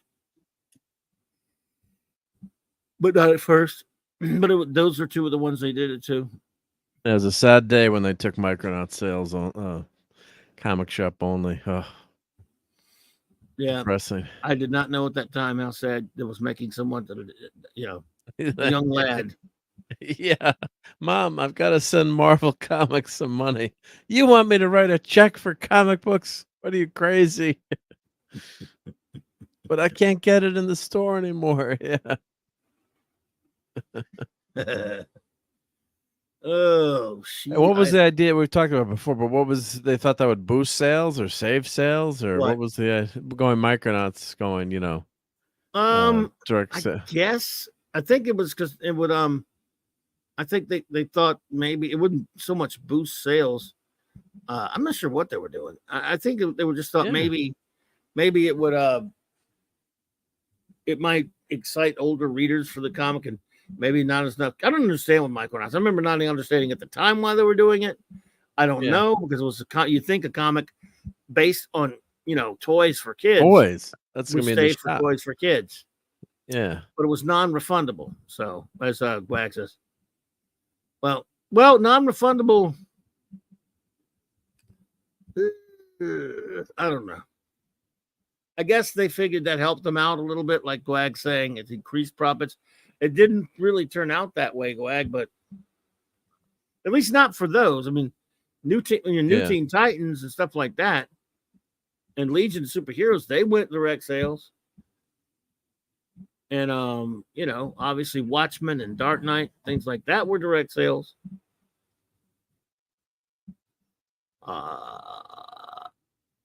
You got me. I mean, non-returnable, and that's what they were. They were Omega Man. That was another one that was big non-sales, because they were trying to compete with this older market. So I understood Moon Knight and Khazar and stuff like that. I never understood them doing it with Legion of Titans, and I never understood them doing it with Micronauts. Doesn't make sense, right? But what they did with Legion of Titans is they still had two books. Legion of Superheroes and New Teen Titans would continue in their regular format book. And then they both moved to the Baxter format, direct sales only title. They started over at number 1, Legion of Superheroes Volume 3, number 1, New Teen Titans Volume 2, number 1. And they had the same creative team and stuff. And what they did was they kept for a year, a little over a year, they kept producing, both were new stories, right? And then at the end of that year, they kept the two direct sales comics continued with the new material, and the two titles, which they changed, Tales of the Legion of Superheroes and Tales of the New Teen Titans, would start after a certain point, go back to reprinting that, go back a year and start reprinting those comics that were direct sales onto the newsstands editions. Yeah. So Tales of the Legion of Superheroes and Tales of the New Teen Titans, after when they ran out of news stories, they went back and started reprinting those two new volumes of Titans and for a number of years. Why they thought again, it did pretty well for a while because those were good selling comics. Yeah. But it didn't last too long either. For a few years, I think, a couple of years, but But those of us who were collecting those two titles, once it got past a year, we didn't have to buy two anymore. We could just stop buying the Tales books because they were reprints. Yeah. I think I dumped at some point. Kind of dumped Titans anyway because it was kind of Perez left it, but I kept buying Legion. I'm sure you kept buying Legion, right? Yep. Well, of course. Of course. Yep. Silly question. Yeah. Yeah, sure. Well. So what you got going on? Tell everybody what's. Well, we got Toxic Tuesday tomorrow night, and we're doing The Punisher. So we're starting with the Dolph Lundgren Punisher, which I actually think is a pretty decent movie. it's not maybe not the Punisher that you think of, but it's not a terrible movie. I gotta find it to do my slideshow again. Let's see if I have that You have one. it? Oh, Lord. Hopefully it's not too. Hopefully that one's not too hard to find. I was just thinking of it now. Oh, you don't have it? Wow. Oh, I gotta check. I think I do. I don't But, think I ever watched all that one. I think I bought it on DVD, but I always like trying to make sure if there's a Blu-ray copy or for the show. But yes, we're doing Punisher month, all 3 Punisher movies. So and then the Thomas Jane one is the second Yeah. one, and of course the third one has got Punisher Warzone. Yep, Punisher Ray- Warzone. Ray Winston. Rest his soul. Yep. So he was good in that. I mean, he was good in that. I don't think I like that movie that much, but There are only those 2, right? Those 3, right? I think that's the only 3 Punisher movies, In right? the TV show, yeah. But we're not doing the TV Obviously. show. But yeah. But yeah, so that we got that going on Tuesday, and then of course I think we'll stick doing the Wednesday night. We'll do after your wild card. We'll do 12:30 is a good time, I think, maybe to do the Let's do watch it. party, Kolchak watch party, and then I'll do a Thursday night watch party for Blake 7. We got a good episode 3, coming. baby. 3 Is it 3? season Yeah. 3. Wow, and that's Yeah, a buddy. critical episode. Aftermath. Yeah. Aftermath, there's science and English and Yeah. PE. So yeah, that's cool. And Yep, and then back for then of course we're back with Sunday night geekery. Yep. Oh, by the way, Pat S stopped by in my stream earlier, so at least we know. Oh, he's good. back Yeah, with he's us. doing okay. Yep. He needs to come see us. So. For sure. Yeah. Oh, the Punisher 1989? Was that the Dolph Lundgren version? Yep. Yeah. Oh, Yeah. I got that. Yep. Good. I got got that. it? Yep. I got that. Yep. I never watched that. I've not seen any of those movies. I don't like Punisher. Yeah, no, this was more like a crime, obviously crime, but it's more of like an undercover vigilante crime. Obviously, there's no crossover superheroes in this or in this movie. It was pretty decent. Of course, you don't get the costume. The only thing he's got is at the very end, the very last scene, holds up a knife, if I'm remembering correctly. It's got the Punisher head on the knife. The famous skull, very the Triumph minimalist skull. Yeah, but well. and they were hoping to spawn a series with Good it. night, Sean. Yeah. And Lou Gossett Jr.'s in it. He's that's cool. a good actor. Yeah. Yes, Max. Aftermath. Yep. Yes, Aftermath Power Play, but then they loaded up everything into Star One. I love Aftermath and Power Play, but go ahead. Oh, yeah, great, yeah, great stuff, yeah, great stuff there, yep. So, yep. There you go. Well, looking forward to everyone seeing y'all on the Toxic Tuesdays. Yep. Indeediousness. Well, let's see here. Some shout notes, and shout outs. Tuesdays, Thursdays at 6 Central can always be found at the great Midnight's Edge After Dark with the extraordinary Tom Connors and that great gang over there talking pop culture stuff, 6 Central. And when he has it, the great Stone Loki's channel, 7 p.m. Central Standard Time on Wednesday nights for the Comic Book Roundtable.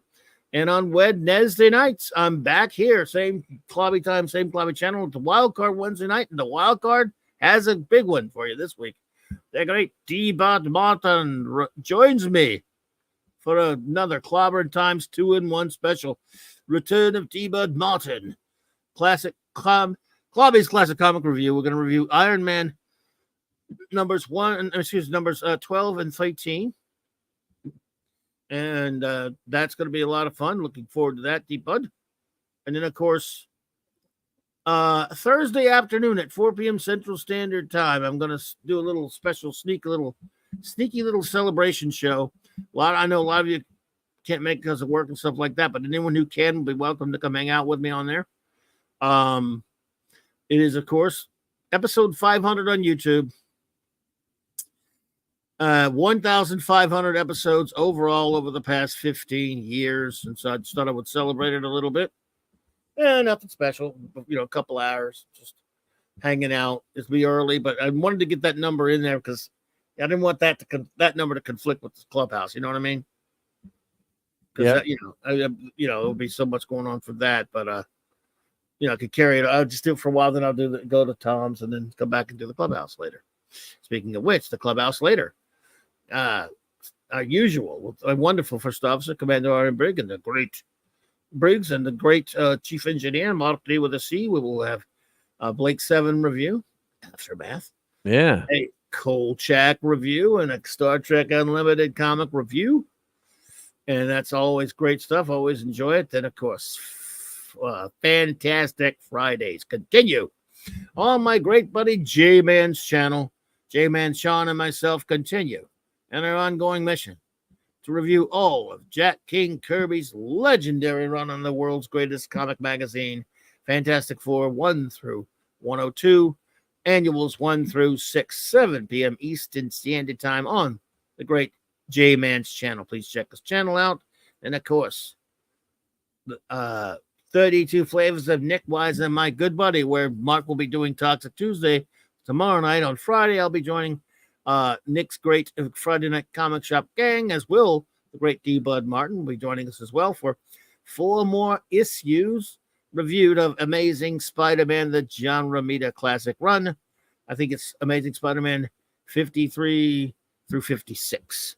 Looking forward to that. Then, of course, same Trek time, same Clobby channel. Star Trek, Saturday Night Star Trek, I should say. Yeah. Beginning season 7 of Star Trek Voyager. Oh, well, what more season? Do we have another Neelix-centric episode this week, I hope? I don't know. I'd rather not know. 4 more scintillating episodes of Star Trek Voyager. And we'll be here next Saturday for that, for better or worse. And again, as Mark had mentioned, and your Weekend Geek. Sunday night Geek Read, 10 p.m. Eastern Standard Time. Come hang out with us. Just geek out with us. And yes, you'll want to kill him for making you hungry, no doubt, with the geekery, but we can handle it. So come and just have fun with us. And it's always a good time. Yeah. Always good fun and great laughs. And you're going to be hungry. For sure. Yeah. Make sure you stock up on clam pizza so you're not too hungry. So let's see.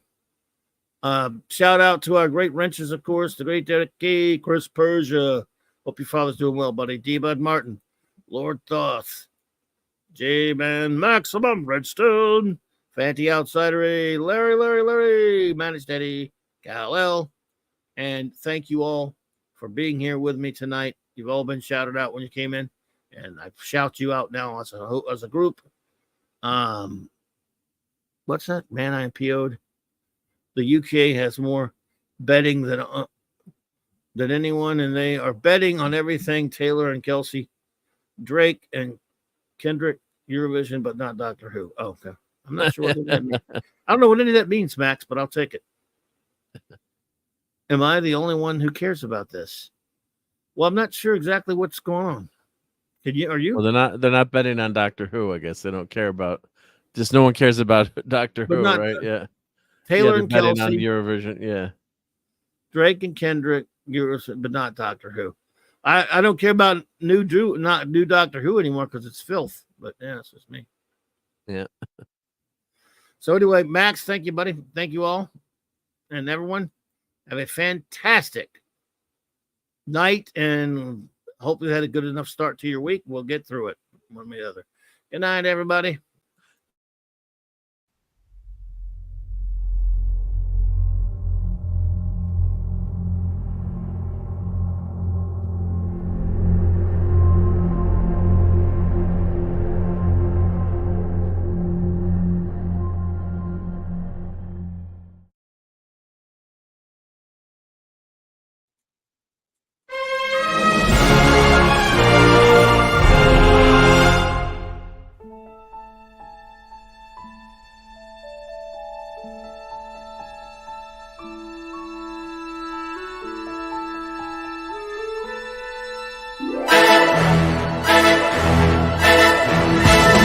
Cloberin time!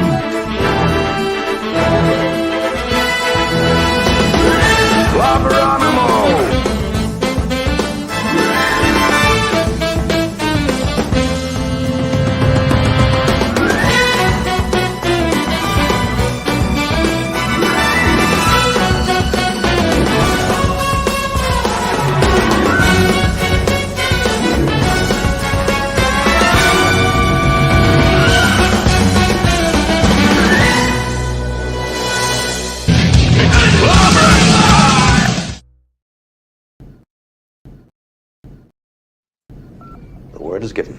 Cloberin. Groovy. I just love clobbering. You have to set an example even in the face of stupidity. Now, everybody that reads comic books knows that Kirby's Silver Surfer is the only true Silver Surfer. I just love clobbering time.